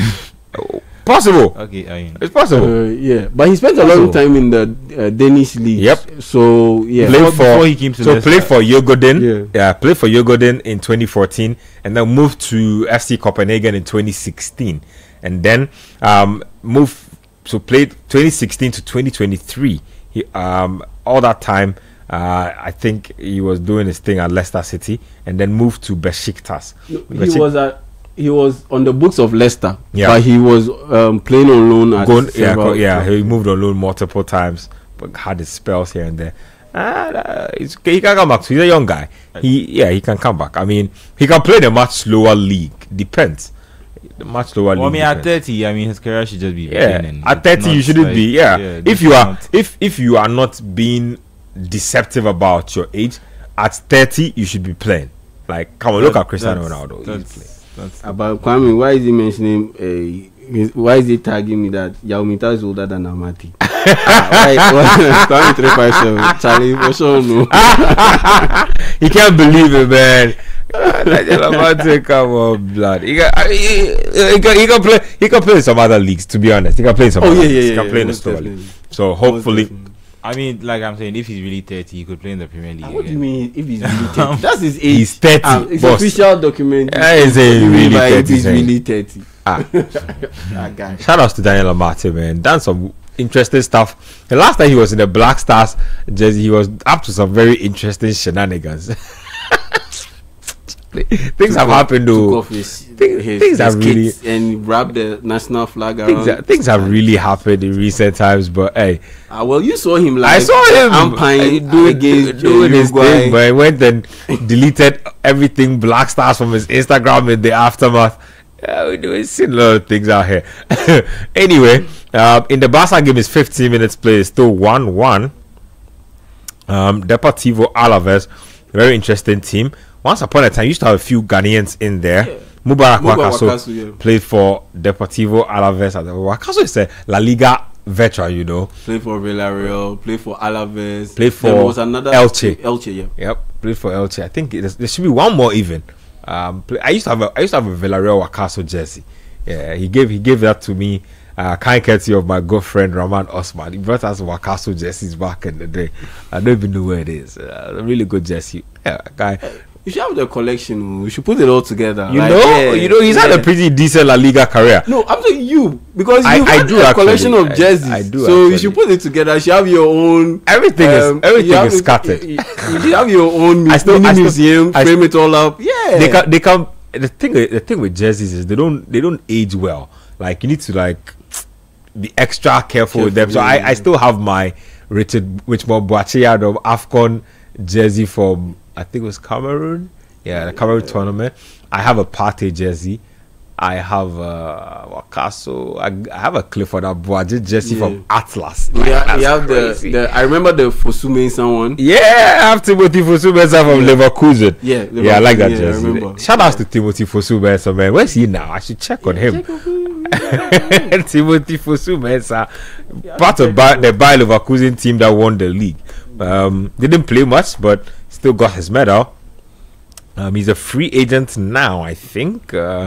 From what I am seeing, when he left Leverkusen, where did he go? Hold on, let me check that out real quick. Former United product. I remember in his United spell, suffered a cruciate ligament injury. In fact, he's had two cruciate ligament injuries. Suffered one at United and another one at Leverkusen. And Charlie, athletes go through it. I saw him. I remember I interviewed him when he came to Ghana. I was looking at his knee and I'm like, whoa, like, Charlie, I'm sure they put all kinds of metals and bolts and nuts in there. Charlie, this life. Yeah. Interesting. But yeah, shout outs to him. Tim Fosu Mensah. Yeah, Charlie. He understands the Ghana life. He's a Ghana boy. He's been coming to Ghana every now and then.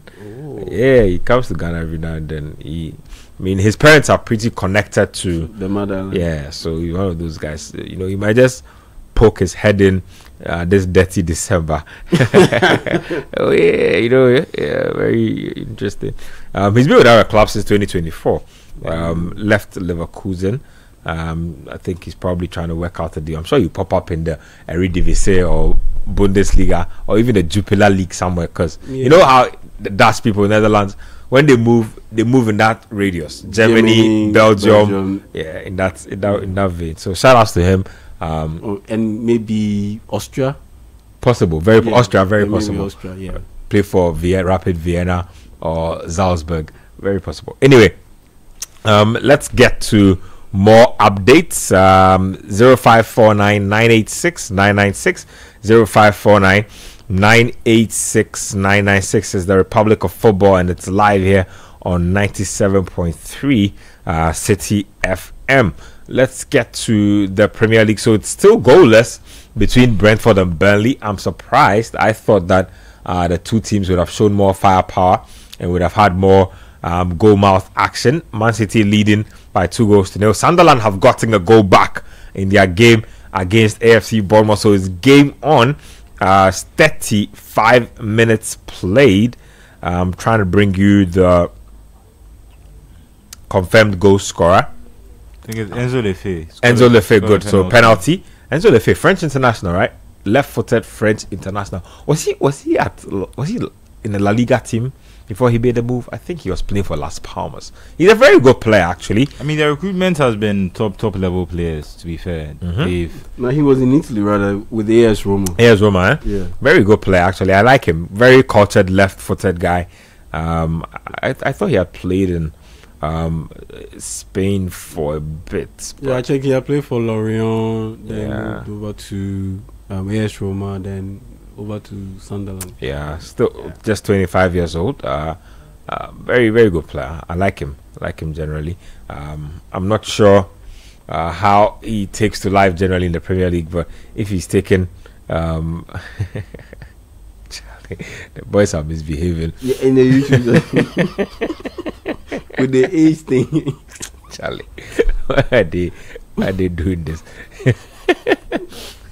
They are doing their own thing, all kinds of nicknames floating around in the YouTube comments. But hey, let's get some thoughts on the Barca game. 1-1 so far. We have some pictures on our screen, crisp, pretty much. Barca would probably, Charlie, the new Camp Nou pitch is so good. Goodness. It's good. It's really good. Charlie, like you can tell. They play 20 minutes on this pitch, but if you tune in, it's barely, like it looks like it's barely had a scratch. If you look at it from the long shot, close up shot, you find a few skid marks. Almost looks artificial from a distance. But like, I think is it a mix, a hybrid pitch? A mix. Yeah, because it doesn't look like natural grass. I don't know, but I think it's natural because these days you look at how even the Bernabeu, how it got revamped. So what they do is it's natural grass, but they break it down into layers, it's like carpet. So they'll slice it up into different sections, and each section can be moved to an underground set. So it's a hybrid pitch. It's a hybrid pitch. Okay. Natural grass reinforced with synthetic fibers. Now they say the system provides a more stable, consistent playing surface than 100% natural grass, while being primarily natural turf. So 95% natural grass, 5% synthetic fibers. Yes. Yeah. So pretty much natural. Yeah, because 95%. Yeah. So pretty much natural, and that's what these days a lot of the top clubs just mix it up. Yeah, mix it up, and what they do is, it's like I said, it's broken down into layers. So once the game is done, they break it down to layers, and they lower each section into an underground compartment or chamber. I've seen a documentary of that thing. The Real Madrid bet today, that's what they do. And that's what they did to replace their playing surface and laid it with a new playing surface ahead of the NFL game that was played there. You mean they don't just go and water the grass before the game? Oh, no. They don't water it. Even in those cold countries, once they drop it into those underground chambers, they have some UV lights that they use to ensure that the grass grows, because those Denmark and those places, they don't have too much sunlight, so they use those UV lights to replace sunlight so that photosynthesis can happen and the grass can grow. Then once it grows, then they raise it back to the surface level. Then they give it a good trim with the mowers and all. Then it becomes playable, and that's how they move. So teams investing a lot of monies in these things. Real Madrid, I hear, paid close to $100 million for that technology. Yes, because there's also tennis courts too. They also have tennis courts too, where they can. So once they take out the pitch, they can replace it with a tennis court. Charlie. So Florentino Perez is just making sure that once he's done with his tenure, if he's ever done, he will be in the books as Real Madrid's greatest ever president of all time. Like, he's making sure that, I mean, he already is, but he's making sure that it will be almost impossible to surpass him, because he's already built Valdebebas City. They rebuilt that whole training center from ground up with multiple pitches. The stuff United did a video slide on. Real Madrid had done it like 3 seasons before, and then they came back and remodeled the Bernabeu. He's done all of that stuff, won crazy amount of trophies. I'm sure he's busy cooking up another project, Super League agenda somewhere. He never stops. I mean, because the main motive behind these kind of development, redevelopments, renovations, upgrade, is to ensure that they fine-tune those infrastructure to ensure that it becomes a 24-hour money-making machine. So you can, one moment the Bernabeu is a concert. It's a concert. It's a location of a concert, music concert. Taylor Swift, her tour. Yep. One of the leg of the tour was in Madrid at the Bernabeu. Then the next moment is hosting an NFL game. The next moment is hosting a tennis competition. Then you have your regular football, league football, Champions League, all of those things. So 24 hours is working. That's how you I know we can't afford that grass technology and that state of the art stuff, but we can come close. Like we in building it, I think we should build a new stadium. Oh yeah. In building that new stadium, we can come close. We can do something. I mean, pretty modern. And you want to know the crazy thing? You wouldn't need a crazy amount of money beyond what we've already spent before. So, for instance, Morocco, where we played our not where we played our game, where one of the playoff games for the African qualifiers to the Intercontinental Playoffs took place, it got broken down and got redeveloped at a cost of $22 million, which is far less than the money we spent on finishing up the Legon Stadium, which cost what, $34 million, which was already 60% complete. It's like the African Games budget could have done like a few easy. 1 or 2. Oh, easy. I mean, everyone should hop on. Look, we are on YouTube, but just a sidetrack. Just hop on YouTube and look at the AFC Bournemouth training facility. They built it with what? 23 million. 23 million. And it's that plus world class. Charlie. But Legon Stadium was 60%, 70% complete. It got, improved. A heavy cash injection. Improved. Doesn't have a world class scoreboard. Can't host world class matches. Over 30 doesn't million, have a world class media center. Nothing. Over $30 million. And you look at the pitch. Let's forget about the other facilities. The pitch. It's actually not a standard facility. The pitch. Barcelona have taken the lead. Let me give you a quick update from that one. I will get to that in a bit, but yes, it's about 21 minutes played in that Barca versus Deportivo Alaves game. It's Barca up by 2-1. So goal scorer Dani Olmo. 26 minutes played actually. Dani Olmo getting that particular one. So 2-1 Barcelona. Barca looking to redeem themselves after being embarrassed by Chelsea Football Club. Somebody says that Barcelona underestimated Chelsea coming into that game. I don't know if that's true. Barca were missing a lot of players, but even that's not an excuse. Chelsea have their own absentees. In the end, I think Chelsea just had them figured out. So Rafinha has been credited with this one.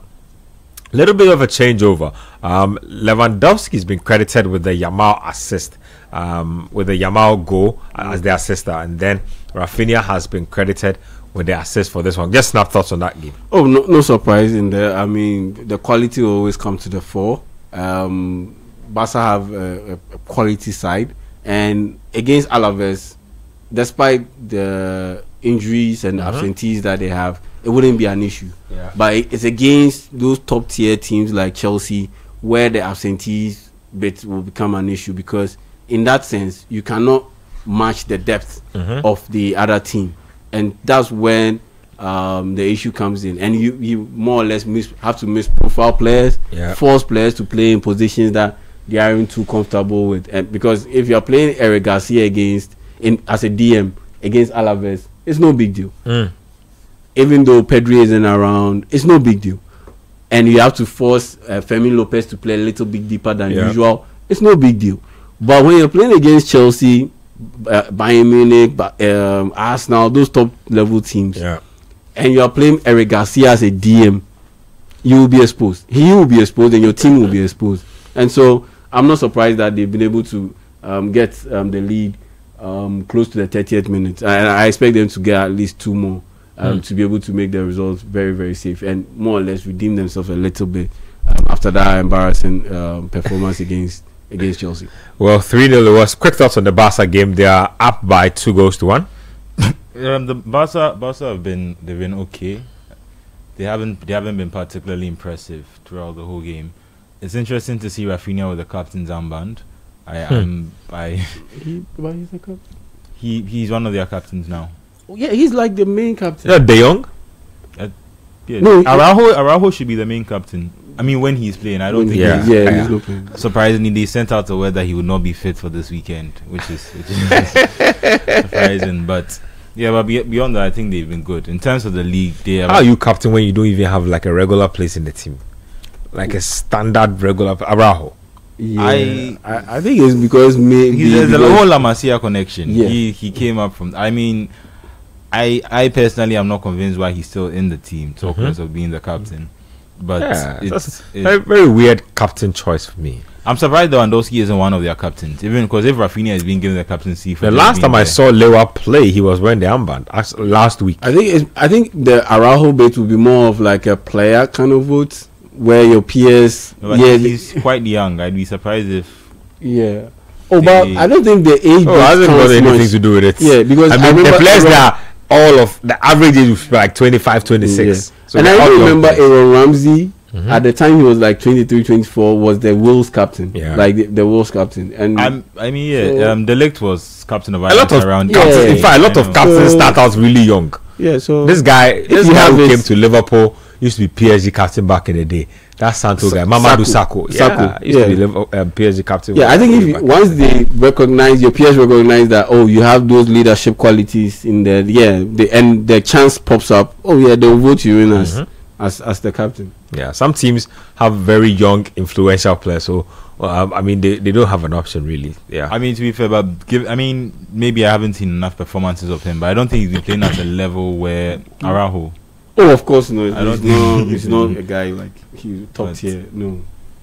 Well, there's been talk of him being moved on. I don't know if it will ever happen. Well, I mean, there was time where there was genuine interest in him, and I think Barca should have cashed out at the time where. From where? Saudi Arabia? I think the Premier League. How much are they pricing him at? I mean, it depends on how much. You know how Barca have release clauses. They have these really silly release clauses. So I think you'd have to negotiate with them. And him being their captain and being from La Masia, I'm sure he had some extra value that made it difficult to negotiate. I mean, but with the prominence of Kubasi and some of the other that they could have reinvested Eric the money. Garcia is still around. I mean, if they invest in a fullback, they can play Konde as a central defender. Yeah, that's another good point too. Yeah, so I mean, for Araujo, if a team shows up with 30 million, I mean, yes, 30 million. But I mean, like Manuel said, he plays for Barca. That comes with his own taxes. He's whether he like it or not, he's captain. Too little. Yeah. Oh, okay. Too little. I think that he's getting a bad rep in the press, but generally he's a decent player. He's pretty young player, but how much do you want him to be very much in the Calvin Bassey mode in terms of defenders. No, I'm not saying he's of that quality. I'm just talking about his reaction to approach. his approach to the defensive side of But the game. how much do you value? Probably 50. Probably 50. What? Yeah. Oh no! If Barca can't get 50 out of him, then he's not who they think he is. I'm telling Of course, they know that he's not who they think he is, or who they thought he was. What? Like, no. 50 million for Araujo. Which team will pay 50 million for Araujo? I don't know. No team will pay. Will Premier pay 50 League million. teams. No Premier League team will pay 50 million for Araujo. No, Ben. No team will pay 50 million for Araujo. Oh. 30 million, yes. 35, yes. Beyond 35, no team will pay 35 million for Araujo. That's crazy. No. Anyway, No team. I mean, the release clause is €1 billion. So that's what I'm talking about. Of course, they won't get to that point. And it's just it won't get to that point. But it's, I mean, they said the same thing with Neymar. Obviously, I don't think it will happen with Araujo. But the whole point of the release clause being $1 billion is unless they want to sell the player to you, they have no reason to sell him at the price that you are quoting to them. Mm-hmm. So right now it just depends on how much Barca value him. I personally don't think Flick Values him. he's let him down quite a lot. Yes. Especially last season. Last season and this season. And I don't think he's been as consistent as they should try as much as possible to sell him so that they can raise money to go get the long-term replacement for Lewandowski. So he should be let go. He should be let go. Let me give you some updates from Germany. So it's 1-1 still between Bayern and St. Pauli. It's 59 minutes played. Augsburg are completely being wiped off the face of the earth. 3-0 against Hoffenheim. Hoffenheim at home in this game. So Toure, Bergler, and Zeiger. That's an own goal. So 3-0 so far. So Hoffenheim coasting in that game. Union Berlin are leading Heidenheim by a goal to 0. And then there's Werder Bremen and FC Cologne. Werder Bremen FC Cologne is 1-0 advantage Werder Bremen. So good game so far. There's a big game to look forward to. There's Bayer Leverkusen, Borussia Dortmund. That game is at 5:30. I will see if we can touch on that game a bit. If you go to Italy, Genoa finishing their game against Hellas Verona is 2-1 in that game. Genoa lead in that one. Parma are losing at home to Udine. That game is 2-0 as well. Udine are their wayside. They're winning that game. Just a quick shout to Nicolo Zaniolo. He scored again today for Udine. He's found home. I see. I mean, Italian players when they go back, they always show their Italian players. That's what you see. I feel like the theory of them not leaving their country is justified. Like they not wanting to leave. Very few Italian players make it out of Italy. Like have long, illustrious careers out of Italy. If I think about it, Zola, last proper career out of Italy. Balotelli, I mean, he went back for a bit. Balotelli's career is a mixed bag. I think he's had a decent career, but I won't call that illustrious. If you compare Balotelli to Gianfranco Zola, you can't compare the two. Like you can't compare the two. I think. But the Leverkusen Dortmund game should be a good one. Mm-hmm. It's a big game. But yeah, I'm going with Leverkusen. They're playing at home after beating Man City at the Etihad against this very inconsistent Dortmund team.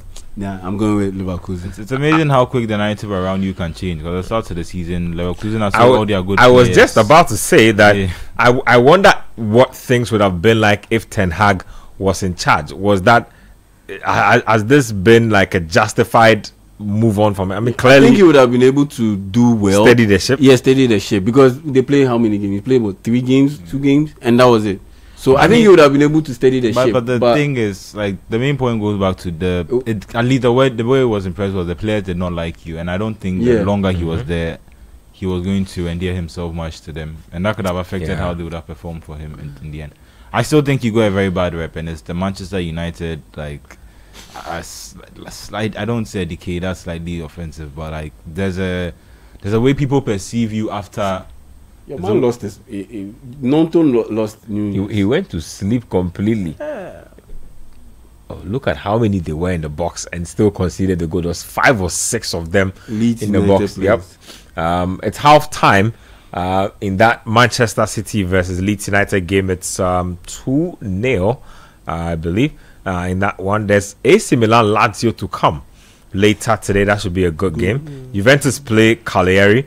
That should be a decent game as well. In the French league, Salisu Saraki has been racking up some man of the match award. So he picked up another man of the match award, I believe, in the Champions League against Paphos. Yeah. Yes, so David Luiz's Paphos, the team from Cyprus. Yeah, Cyprus. Yeah, and David Luiz scored in that game, and he became the second oldest player in Champions League history. How old is David Luiz? 41? No, 39. Hey, Charlie.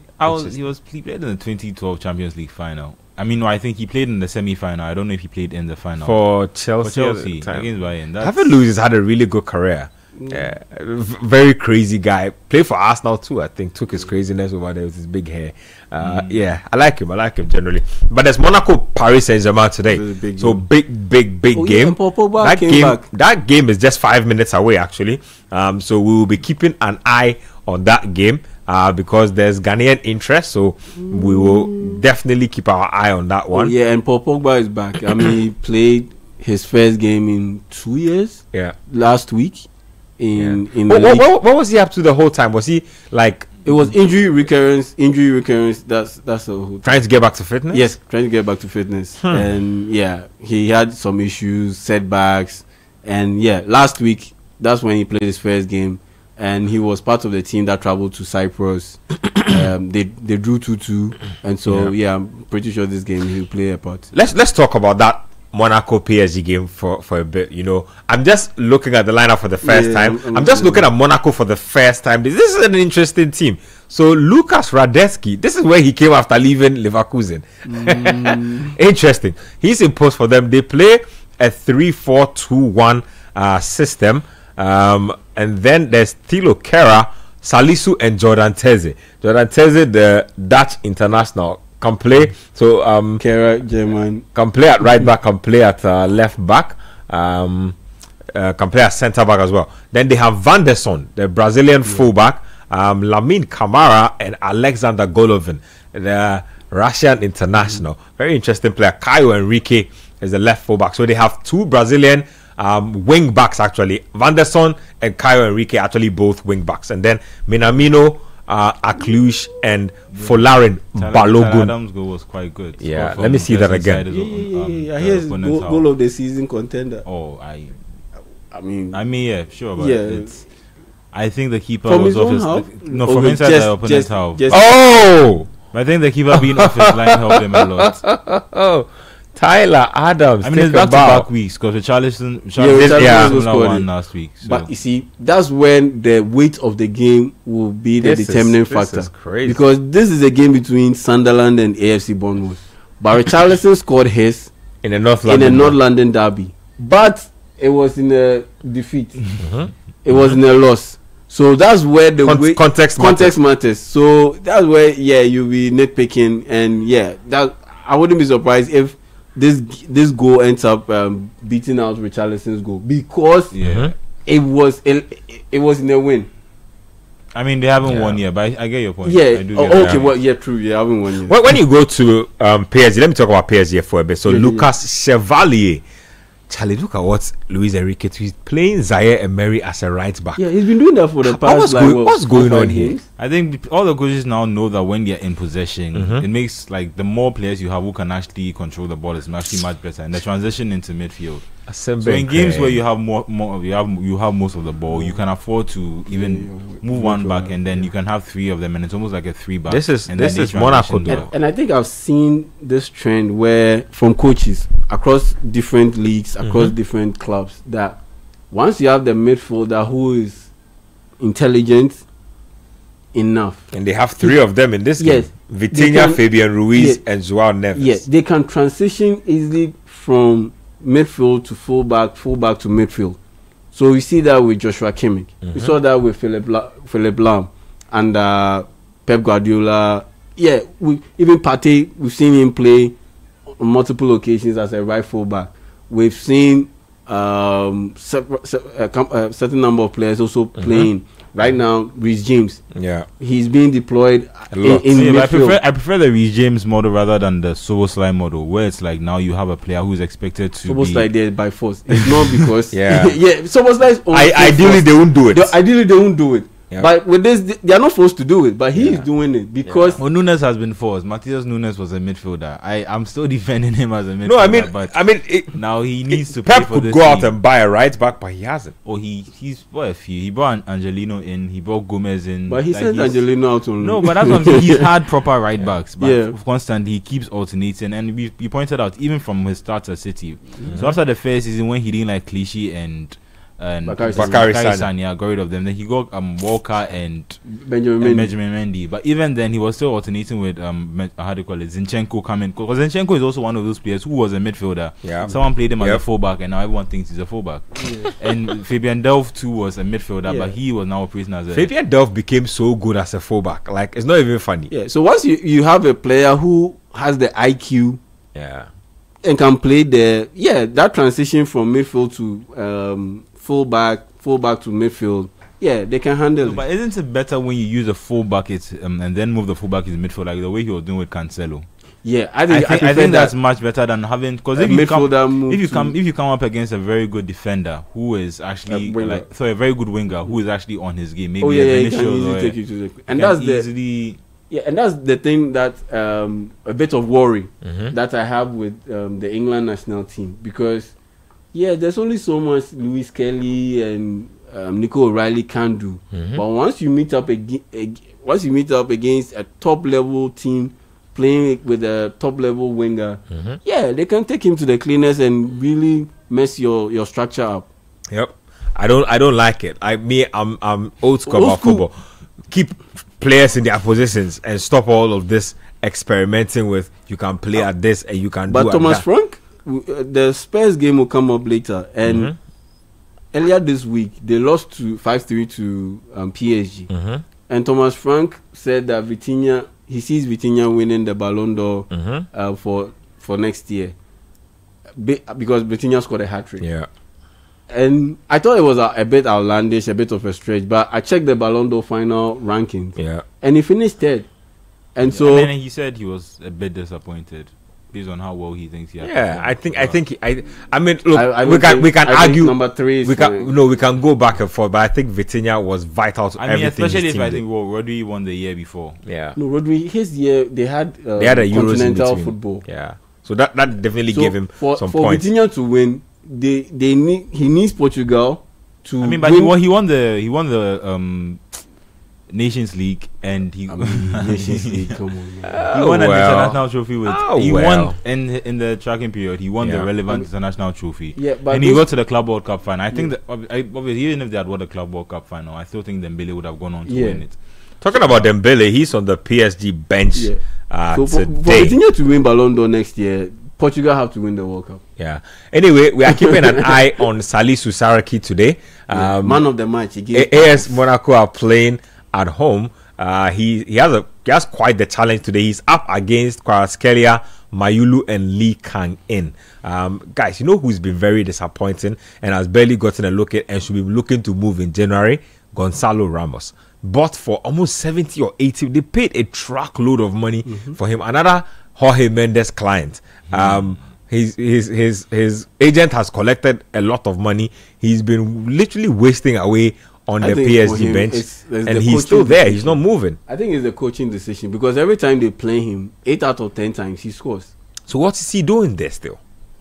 I mean, at the end of the day, how many teams can afford his wages? Well, there's that. You're right. That's actually the stumbling block in going to teams like I'm surprised PSG and Manchester Benfica are City. able to constantly sell these. No, it is Jorge Mendes. It is not Benfica. It is Jorge Mendes. A lot of the players. So he does two things. He has the network of Portuguese youngsters. Like almost every star level Portuguese youngster wants to sign with him, because he can give your family a lot of money. He can support you. He can provide a car. Like, he can give you the life that people dream of with their dream agent. That's the first thing. Then he owns part of the pipeline that comes out of South America. So, i.e., they buy cheap players from Vélez Sarsfield, Independente, Cruzeiro, Palmeiras. Boca Juniors, Boca Juniors River Plate for so 300,000 euros, 200,000. Bring them to England or bring them to Portugal for a year, and then boom, 30, 40 million. So they did same with young stuff from, I think it was Atletico Mineiro, a guy called Marcos Leonardo, like very good left-footed Brazilian wonder kid. I think he's playing for Al Hilal He now. spent like 6 months at Benfica. Boom, he was gone. Like he didn't spend even 1 season. That's when I knew it was really crazy. So I was looking for him in one of the games I was playing. I'm like, yeah, I know this kid was at Benfica. Where is he now? Before I knew, the guy was at Saudi Arabia. I'm like, what's he doing there? Well, his agent has moved him, and you could tell probably that was the plan. Like, bring him to Europe, get him a little exposure, and then boom, off we go. So that's what happened. So as for Jorge Mendes, it's not like Benfica sell a lot of average players. Not average players. He knows how to market prices. them. No, but the prices they get for them, Yes. like bar João Neves, and even João Neves, 120 million. Okay, That was crazy. No, it was very crazy. That's crazy. That's the power of the But agents. but they sold João Felix for 120 million. That's what I'm saying. They The sold. agent. They all have the same. That's the denominator. They all have the same agent. Joao Felix, Enzo Fernandez, Gonzalo. Enzo. They got 120 for Enzo after a World That's Cup. what I'm And saying. I'm just surprised that other clubs haven't become slightly wiser, because Sporting are not selling at the same. In fact, I think Gyökeres was in fact, he's infiltrated the Sporting system as well. So he has a couple of guys at Sporting, but his hold on them, I It's don't not as think is strong as as strong. Benfica. Yeah, that is his club. He does a lot of business there. Some partial business with FC Porto as well. In fact, if there's a player in Portugal who is big, most often than not, yeah. So Marcos Leonardo went for 40 million euros. A player who has spent literally less than 6 months from when he was coming from Brazil. Crazy. That's like very crazy. And he knows how to do business. I mean, there's a reason why he's a super agent, you know. Let's talk about, somebody says, why isn't Tariq Mitchell getting called up to the Three Lions? I think he's played a few times for them. Has he played a few times for them? I don't think so. He's a decent player, actually. I think he doesn't fit. He's very Kankpe. he's boring. Yeah, He's boring. And on top of that, he's Kankpe. Like, he doesn't fit the model, left full back. It's efficiency they want.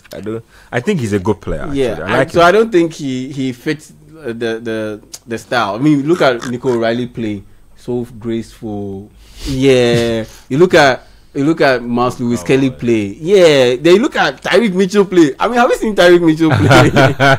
And on top of that, I think one thing that hurt him was also the time he was in his prime years. Crystal Palace were playing haram football under Roy Hodgson and so it really affected him. Now they are playing good football and they've moved beyond him. Who's their left back now? He's still a left back.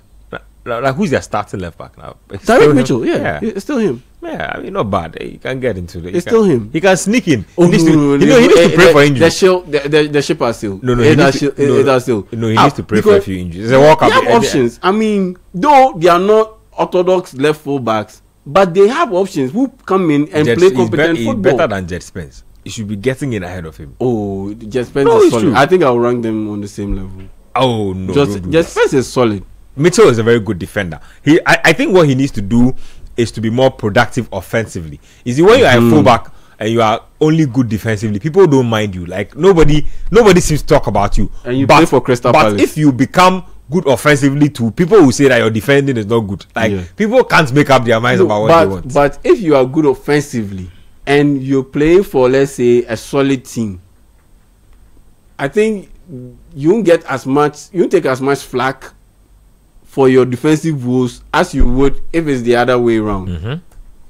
So yeah, because think about it, Wan-Bissaka played for Man United. In his prime years, he played for Man United, but because he was offensively challenged, it came back to hurt him. But imagine if it was the other way around, where he was brilliant going forward, but defensively challenged. I mean, but the same problem is affecting Trent now, at least in. But he's still playing for England. He hasn't been caught up in that. It was because of the injuries. I mean, he will go to the World Cup. But he'll go to the World Cup. The games he's played in. The games he's played in, he's not been good. Wait. But he'll go to the World Cup. Have you seen him? He's not been good. But he'll go to the World Cup. I don't think. Are you sure? Oh, I mean, beyond Reece James, that's him. He's there. Really? Oh yeah. I mean, are you going to call Kyle Walker or the Livramento or the Newcastle chap? Who's that? I mean, Lewis Hall and just on the left Lewis side. Hall is Lewis actually- Hall and Chilwell.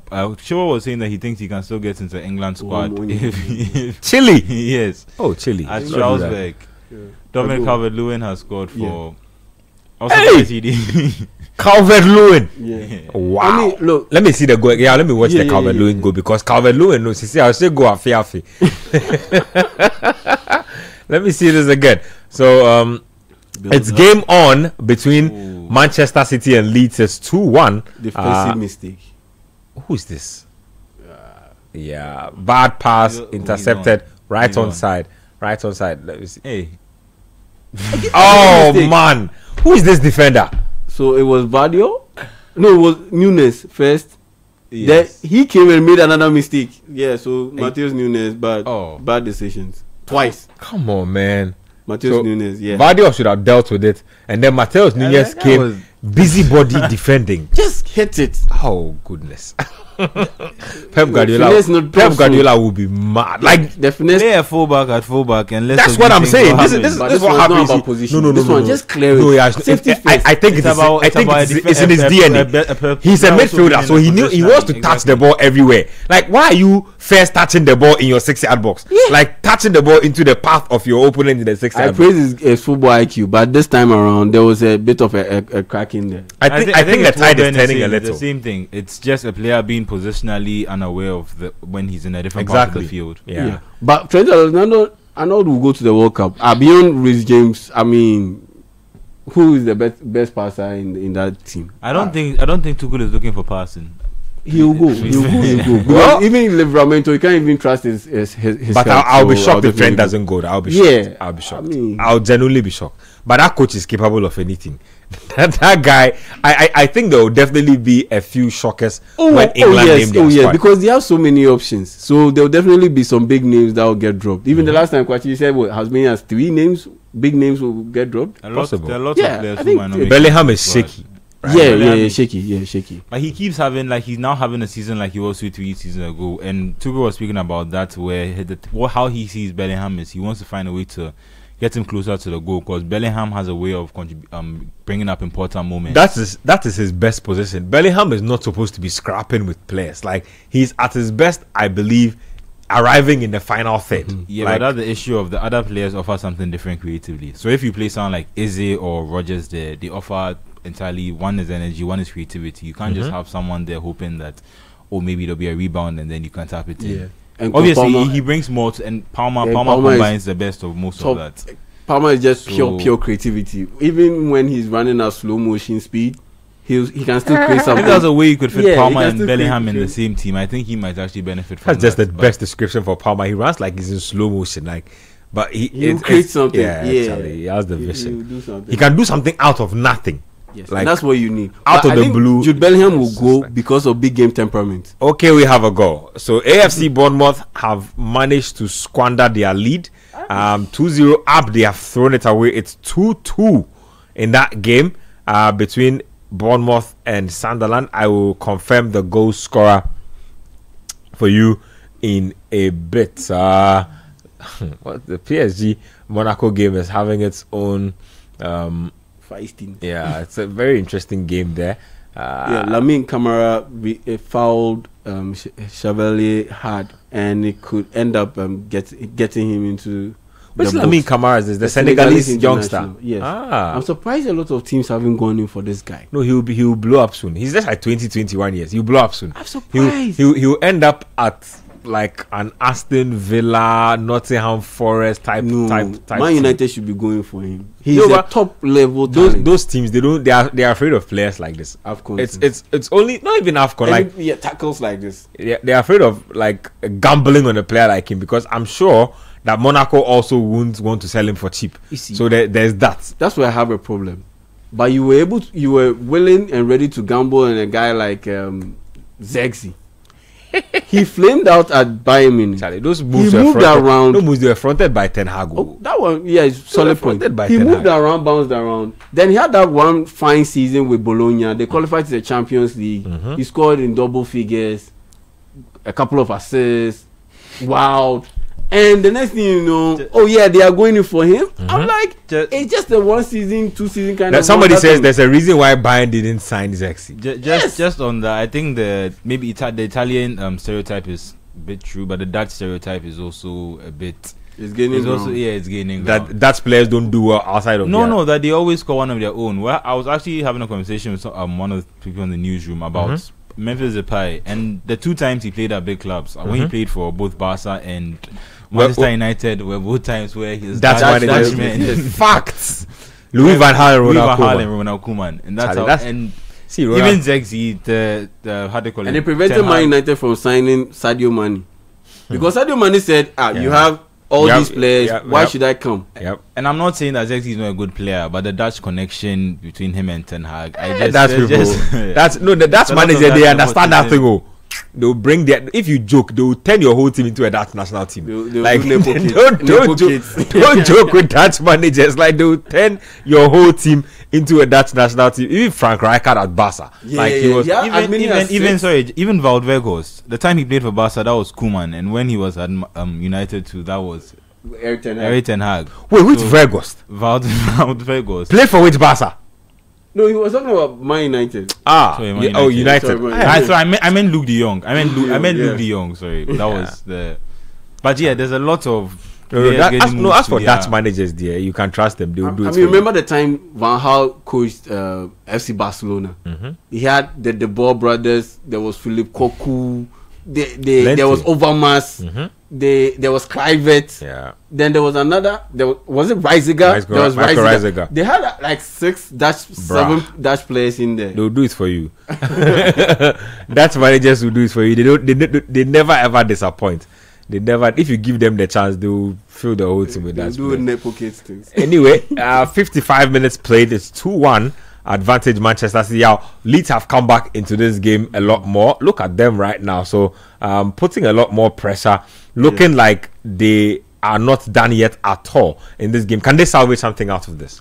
No, I don't think so. I think the Man City will weather the storm and be able to regain control and get that third goal, all important third goal. Once they get that third goal, it will be curtains. I think Leeds United are doing well by trusting themselves a little bit more with the long ball.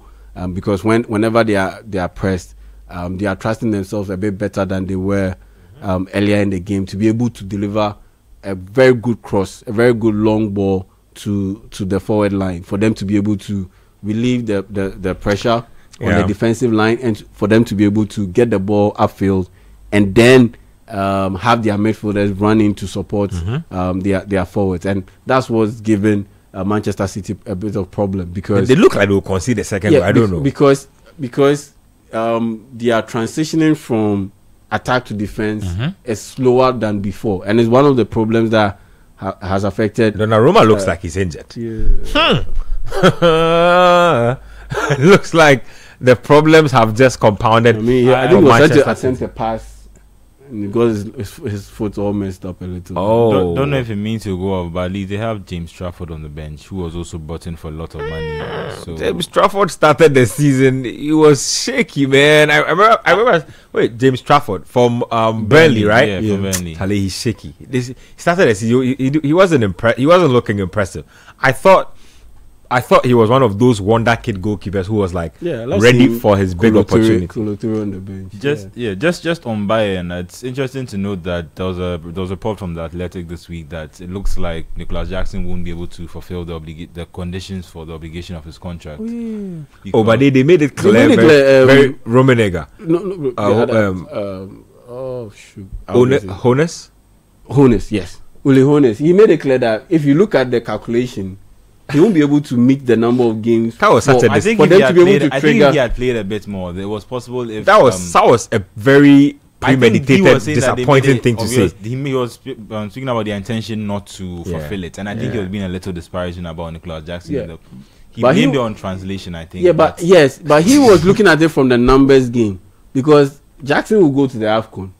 That means he'll miss maybe a couple of games because the Germans they use the winter break. But even this season, I don't think it will be that long because of the World Cup. It's 40 games between from the start of the season to the end of the season. And the AFCON is not going to be even 10 games missed. But at the end of the day, he will miss some games. It's a whole month, though. It's a whole month. It's a whole month fair. But in the Bundesliga, that's 4 games. Maybe 2 Champions League games. There's maybe a German Cup game. And that's assuming that they go as far in the competition. And as there's also German Cup game. Oh no, fair, but I think that I just feel like games, you know what? I just feel like Bayern were not convinced about signing him from the get-go. Like they always looked at him like a stopgap measure, like somebody who can fill a role for us where we don't break the bank. But the way he also pushed through for the deal, because I think Chelsea were calling him back to be playing the Maguire role. No, but his time at Chelsea had become toxic. Like he had fallen out to the manager, but then the manager says he wants you back. Oh no,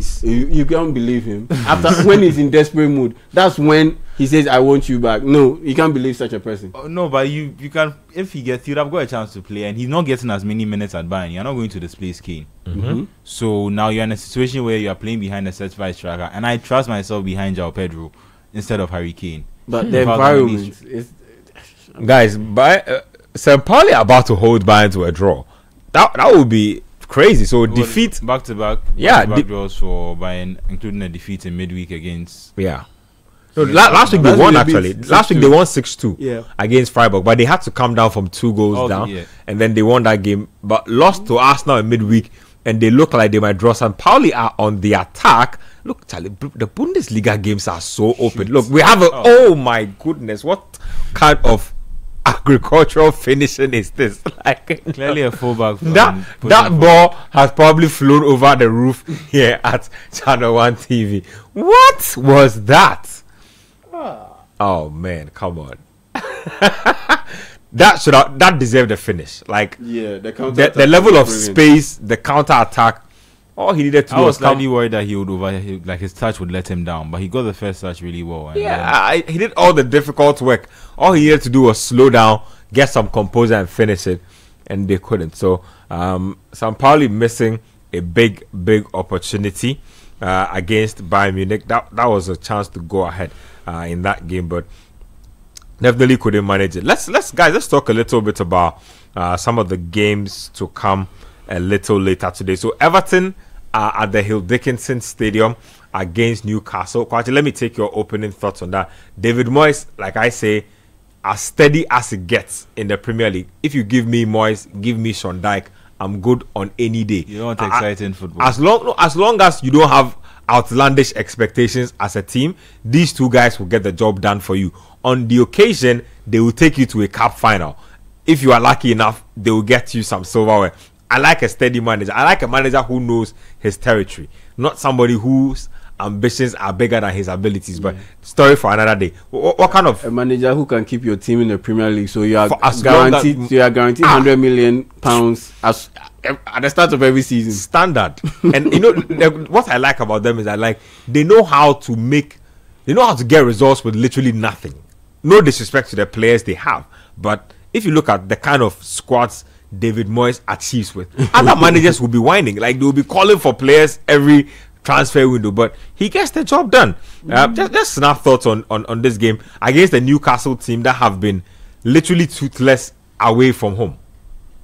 Yeah, Newcastle have been quite surprising. There have been a lot of questions about whether Eddie Howe is the man that can take them beyond the point that they are right now. Because I think winning the League Cup last season was quite good, because they lost the League Cup the year before. It's when they lost to Manchester United, I think they were the better team but they weren't able to show up in the final day when they played United. So winning against Liverpool last season gave them some confidence. It gave a boost to the Eddie Howe project. But looking long term, I don't think he's been able to back it up.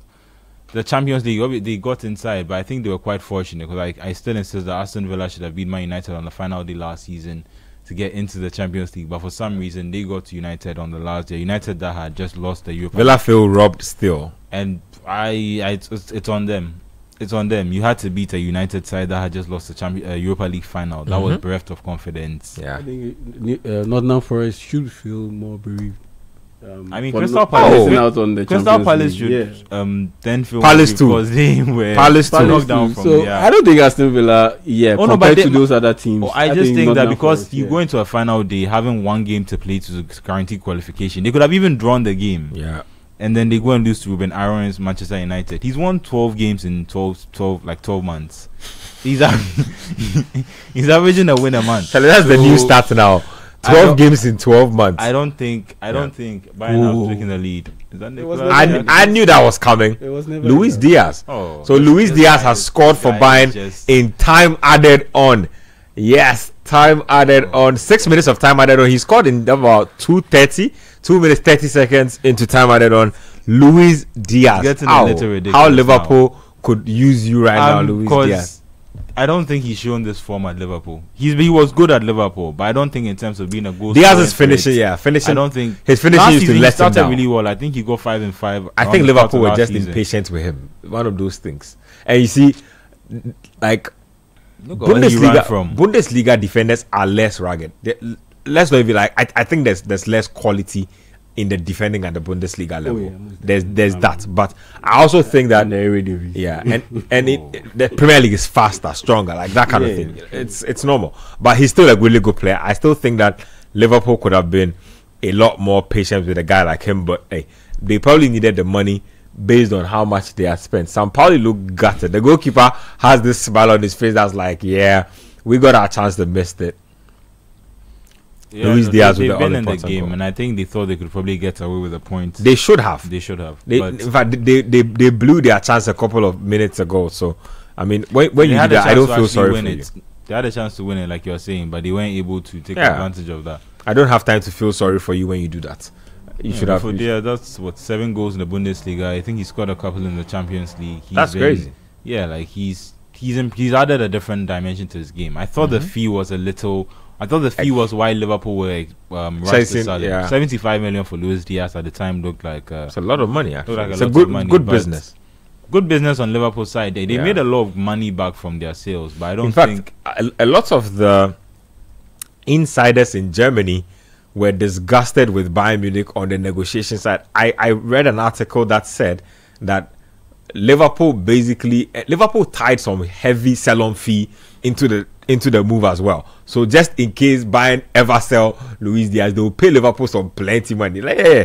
In fact, that's one of the reasons why the move kept going back forth, wasn't getting done multiple times. So yeah, there are a lot of clauses in there apparently that favor Liverpool a lot. Bayern, there are a lot of add-ons that they need to keep paying, and the deal gets more expensive as it goes along. So Liverpool have done some decent business. well, they've on done. I mean, they got like 25 million Yeah. for Ben Doak, Cannon Doak. They did some. Hey, where really is he? good. He saw that recently, and he's at Bournemouth. He went Oh, I to Bournemouth. see. They got about 25 million for Tyler Morton to Lyon, I think, and little. They done some good business. Oh, they did some Ben good Doak for business. 20 million.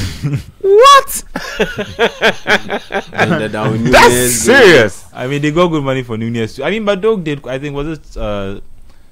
I think it was Scotland. Yeah. Yeah, I think it was a Scotland game. He put in the cross. Decent left foot, He right? put in the cross that McTominay scored the overhead kick. He's a decent player. I just don't think he's a. Oh, so Sampaoli are on the verge of conceding again, and it is Nicolas Jackson. I think. I see. Is it him? Yeah, Yes, yeah. Nicolas Jackson has made it 3-1. So Sampaoli have conceded 2 goals in the space of what? I think it's an offside. He's offside. It's offside. I don't know But did why. it come off the player? No, I think he was slightly ahead. He is slightly ahead. No, but I think he's making the point that I think he came off the St. Pauli defender. I can't see from. Would they review this? Man City have also considered a yeah, penalty. No, this should be a goal. The ball came off the Sampaoli player. Yeah, This should be a goal. This should be a goal. They need to. Leeds United? Oh, okay. So 2-2 between Leeds United and Manchester City. I told you there was a game in here. I told you this game was far from straightforward. 2-2. Leeds United have clawed back from 2 goals down. Now, who's that substitute goalkeeper? I believe it's Trafford. No, Donnarumma is still in. Oh, Donnarumma is still in saved there. the So he penalty. saved the penalty, Yeah, but then it was. but punched it the right rebound. back into the path of the player. Is that Mecha? You mentioned. Yeah, Yeah, I think he's Mecha's scoring gotten against the his goal. former his former club. Celebrated well. Doesn't feel any connection to them. I mean, he barely featured. Yeah. I mean, he played 3 matches. Yeah, for the senior side. So Lucas Mecha missed the penalty. Rebound came back to him, cool as ice. Yeah, I like. Donnarumma should have pushed it. I mean, there was nothing he could do. Nothing he could do. You know, penalties are not. It's hard. It's hard to like punch it to safety. I don't know. Yeah, I think he looked like he was trying to hold on to it, and he didn't manage to do that. But that's why you should hit your penalty with power a lot. Most often than not, it will come back to you. I like that. 2-2. I like a competitive game. So they are still checking the Bayern goal. They are using VR. I don't think they should check it. It's very clear from here. No, but are they checking if there was a foul? It says goal, no offense. That's 3-1. Yeah, that was a goal. The San Pauli player is the one who poked the ball into Jackson's path. So Bayern are leading by 3-1. Vincent Kompany looked like he was heading for a draw. At 90 minutes, it was 1-1. You wouldn't believe it if you tune into this game. Already, they were scheduled to play 6 minutes of time added on. They have already done 8 minutes based on the review. That is just snap thoughts on Bayern. Yeah, Bayern. It's a good win for them. Like the league. I think the league, the competition has been gone for a while now.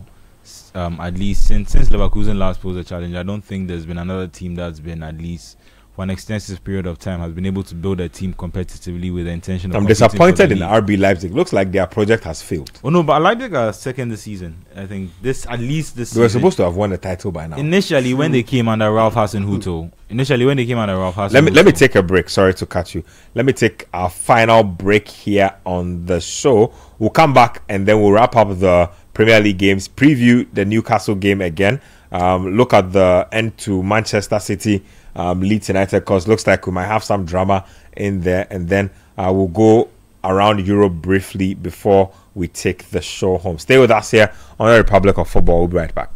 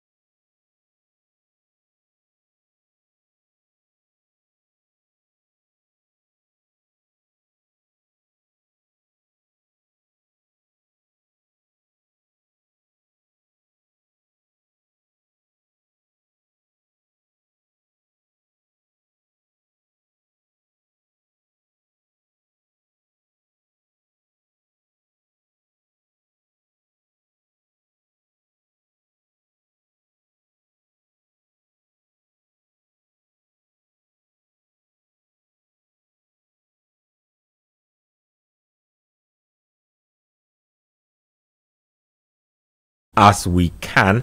So please do bear with us. We apologize for the break in the sound on YouTube. So please do bear with us. We'll try and rectify it as soon as possible.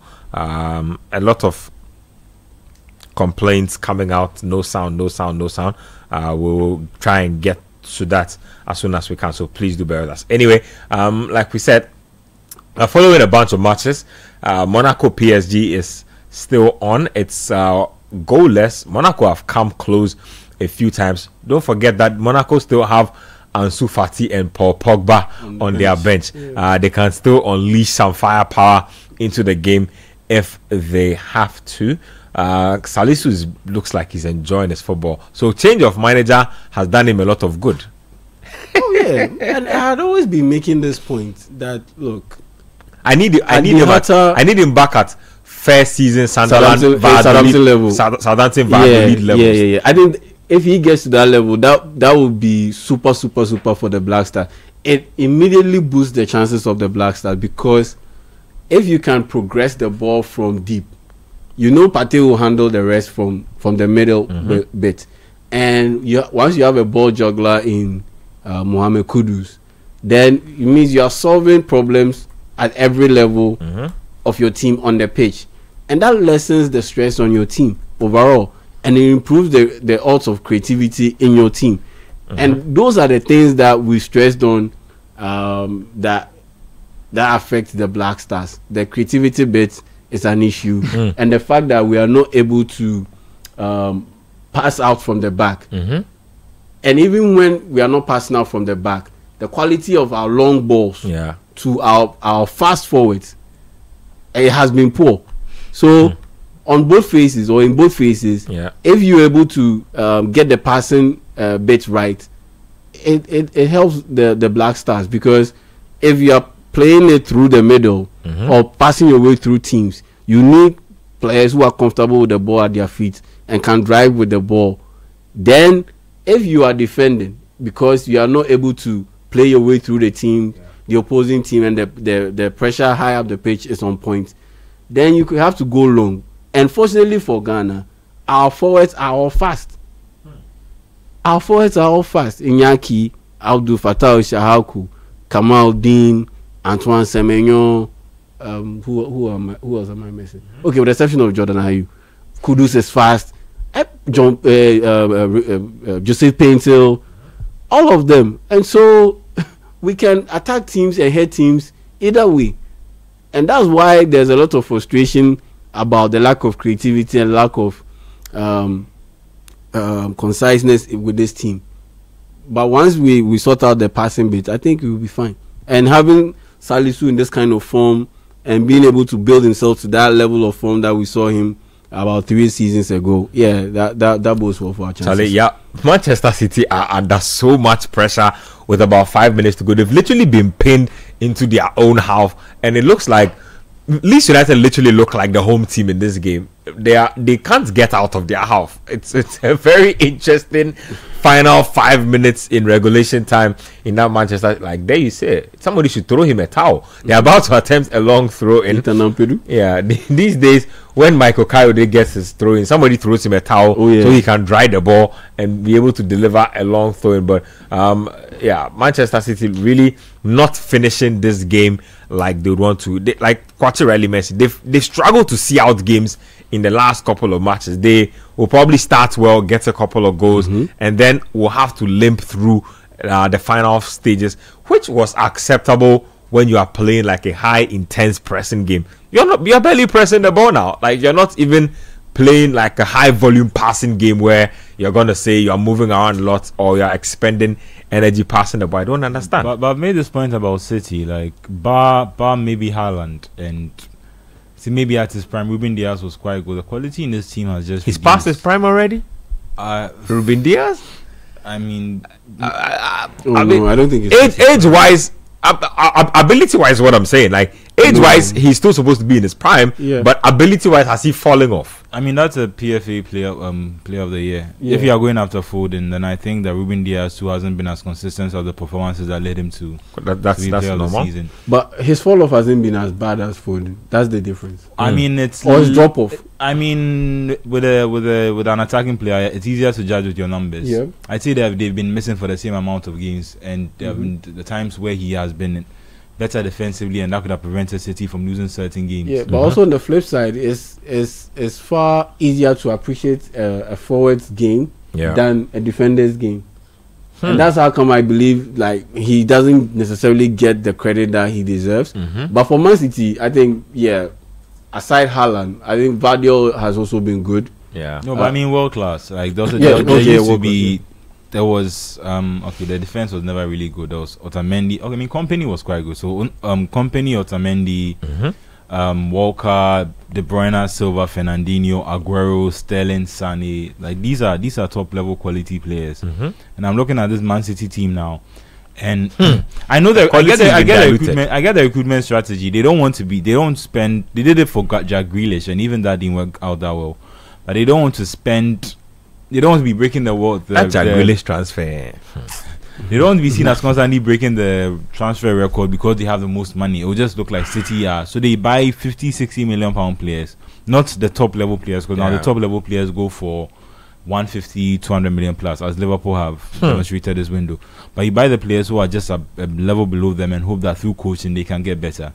And I think that some of the gambles they made in terms of recruitment hasn't really worked off. I mean, Savinho is a clear case, an example of that. I think Nico Gonzalez can become better, but I think one thing you're failing to mention also, I think generally there's less quality in the football pool globally. I mean, there's less quality, but I feel like the best players are going for a set. They're either going on a free transfer, and you see Real Madrid chasing them as soon as they have a year left on their contract, or they're going for 150. Like Ibrahima Konate up until recently. But that's Real Madrid's whole strategy. If they see a player they like, they either go and buy him very early from Brazil, or like Masentano and Vinicius and Rodrigo, or they sneak around when you have 1 year left on your contract. They say, you come and play for Real Madrid. This is the biggest club in the world. And then you come.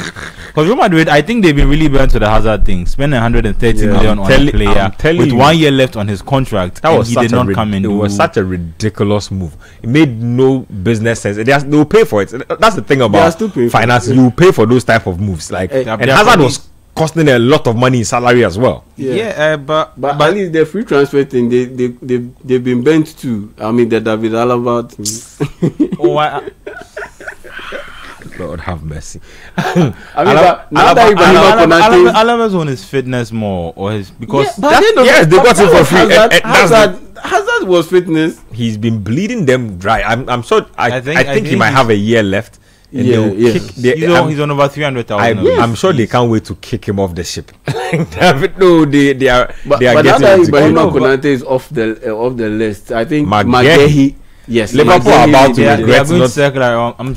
I mean, that's not about Real Madrid. Yeah, I'm sorry, Real Madrid are going to circle around. But I mean, to be fair, most of them have come off. The Rudiger has been okay. Oh yeah, Rudiger has been okay.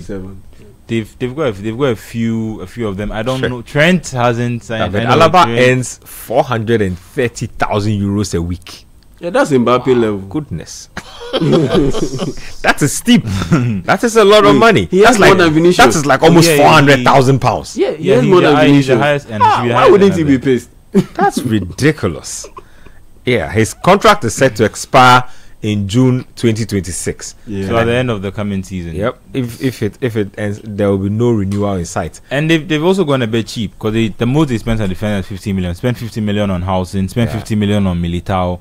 The rest of them are pre-transfers and Asensio, who maybe he's in Araujo, the injury issues. Yeah, he's in Araujo. Manchester City have a few chances here and there. They have scored. Foden. They have scored. Foden heard us talking about him, man. I thought he laid the pass on to Oh Doku. My goodness. 3-2.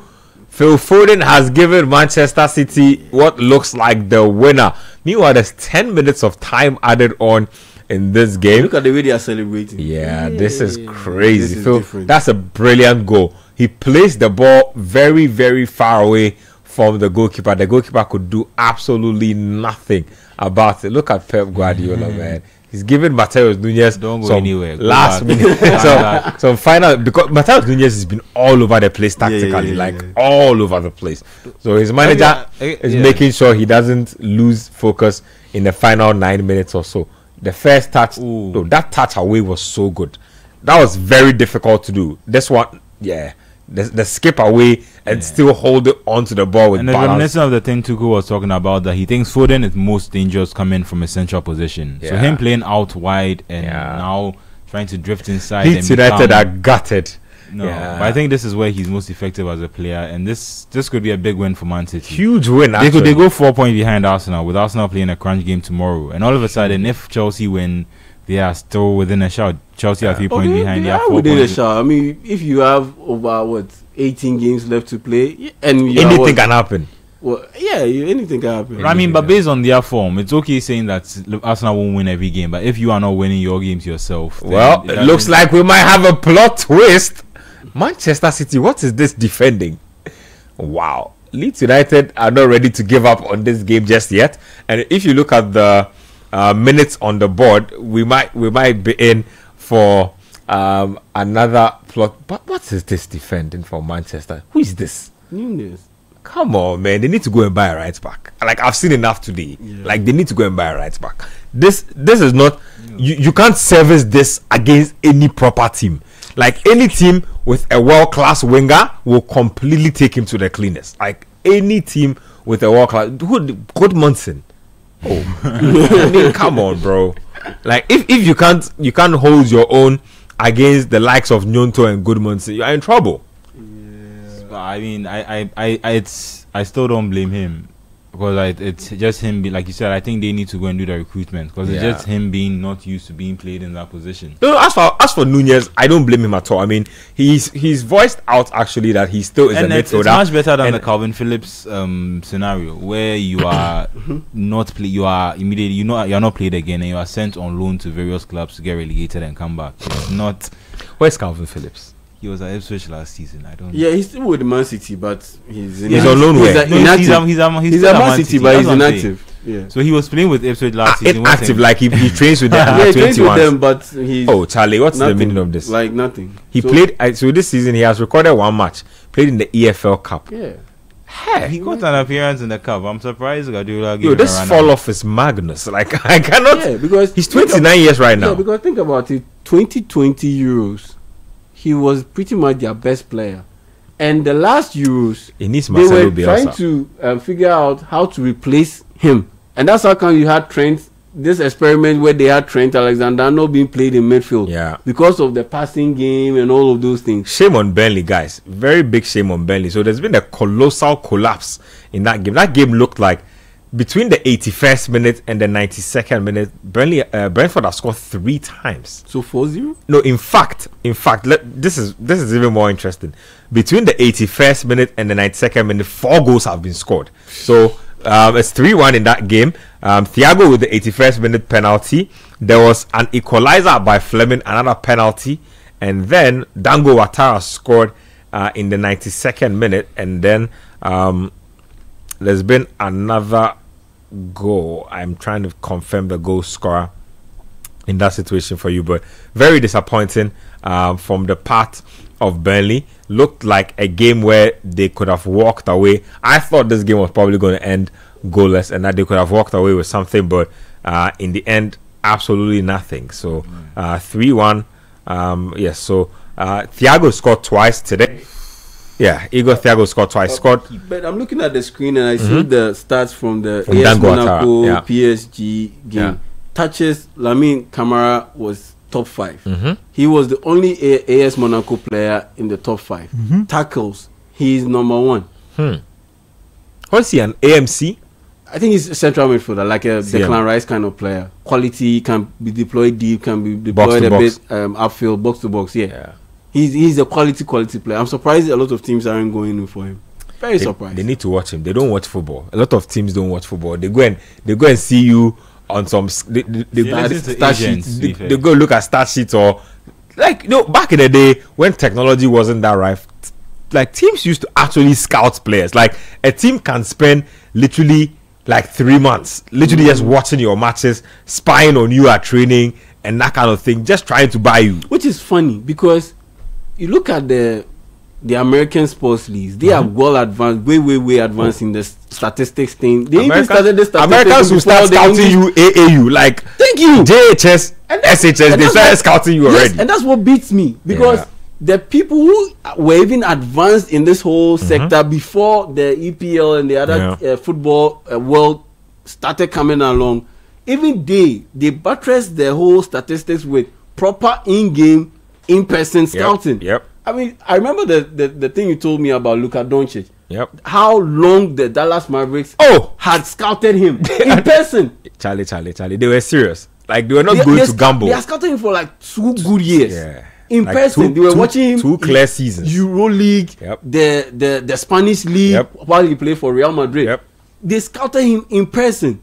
And they realized that, okay, this guy is a can't miss prospect. This is the guy. Thorough scouting. A lot of teams don't have it. That's why I'm saying that people keep, like, until teams get more serious with scouting, the smaller teams who have the budget to spend will continue to fleece them. Like, you need to spend money to buy players, but don't go and buy a 70 million player that you've barely watched. Surprising, because doesn't make sense. The Chelsea model would make so much more sense if they were scouting at that level. But they've also made up their mind, and even the Brighton CEO was making a joke about it that you get me, we'll sell him to Chelsea next season. And it's because Chelsea won. He said that they are their best customer. It's a mix of laziness and impatience. Like, they don't have time to. Okay, will he be good? Will he not be good? Like, let's let that problem be for Brighton and Hove Albion. If he becomes good, we'll go and buy him. Like, it's a mix of all of it. But again, Erling Haaland. Okay, so Haaland is actually missing out on the goal scoring action, but somebody's complaining that he hasn't scored in 3 games. So there's that. But you know, it happens. He scores in bunches, so he makes up for the games that he has a bit of a quote unquote dry spell. So he scores in bunches. So they'll meet a team. They'll score like 4 goals. He'll score a hat trick. Nice. Then the following game, he'll follow it up with a brace. Then that's what two games. He has 5 goals. And he makes up for it. Well, Manchester City, they can't contend for anything this season. Not with the football I'm watching. Like, they can't contend. This is Leeds United. Leeds United, they are close to the bottom of the table. And almost every time they've had one of those long throws, the ball ends up in the day. City need 3-4 touches to clear the ball. Every single time. Look, if you are dealing with a quality team that is well rehearsed in its routine, they'll punish you at least. If you give them 5 throw-ins, they'll punish you at least once. I've not been impressed. Like, Guardiola teams are, one of the things that made them so untouchable was how efficient they were with everything. Like, you're not passing a lot of the ball. Like, we're not giving away a lot of chances. Shot on goal. Like, a lot of that is not there anymore. I mean, to be fair, we criticize Slot for being too stubborn, but I think Guardiola, like, because of the nature of his defeat, I think he's also been too compromising since he's had to. The quality in his team has dropped significantly. No, but the money they are spending hasn't dropped. So why are they not able to? That's what I'm telling you. Back to the that's what I'm telling you. That so there's the scouting and then there's a dry up in the talent pool. There aren't as many talented players out there. If you look at the kind of teams he had 5 years ago, just juxtapose it against everybody else. Right now, look at Real Madrid. There are a lot of average players at Real Madrid now. If I get on their case, people will come for me. No, it's true. Barcelona, I think Barca have it better than Real Madrid in a way, because Barca rely a lot more on the academy, and that academy barely ever disappoints. Like, barely ever. So there's that, but there's definitely a lack of talent in the world now. Like, it's obvious. Like, if you look at number 10s, like natural number 10s now, they are almost extinct, like rare breed. Very few natural number 10s in the world. So it's one of those things. Let's finish the Manchester City game and then we will be out of here. I don't know. I wanted a plot twist to this, but just on the City game, I think it will be disappointing for both Leeds and Burnley. We spoke about them before the game started, and Burnley's last 10-20 minutes collapse against Brentford, compounded with Leeds also not being able to at least hold on to their point, means that they have to spend another week in a relegation zone and hope that both West Ham and Nottingham Forest don't pick up more points and go beyond them. And for all their good start to the season, if they are not able to at least see what Sunderland are doing. If you're not able to get early points on the board before you realize you're in a relegation zone, a relegation battle, and like we talked about the psychological effect of knowing you are safe and knowing that you are now in a relegation, you have to win your games, or you have to win 4 of your last 5 games to have a chance of survival. Yeah, I think that has a different effect on your season. So the Manchester City game has ended. In the end, that wonder goal by Phil Foden, enough.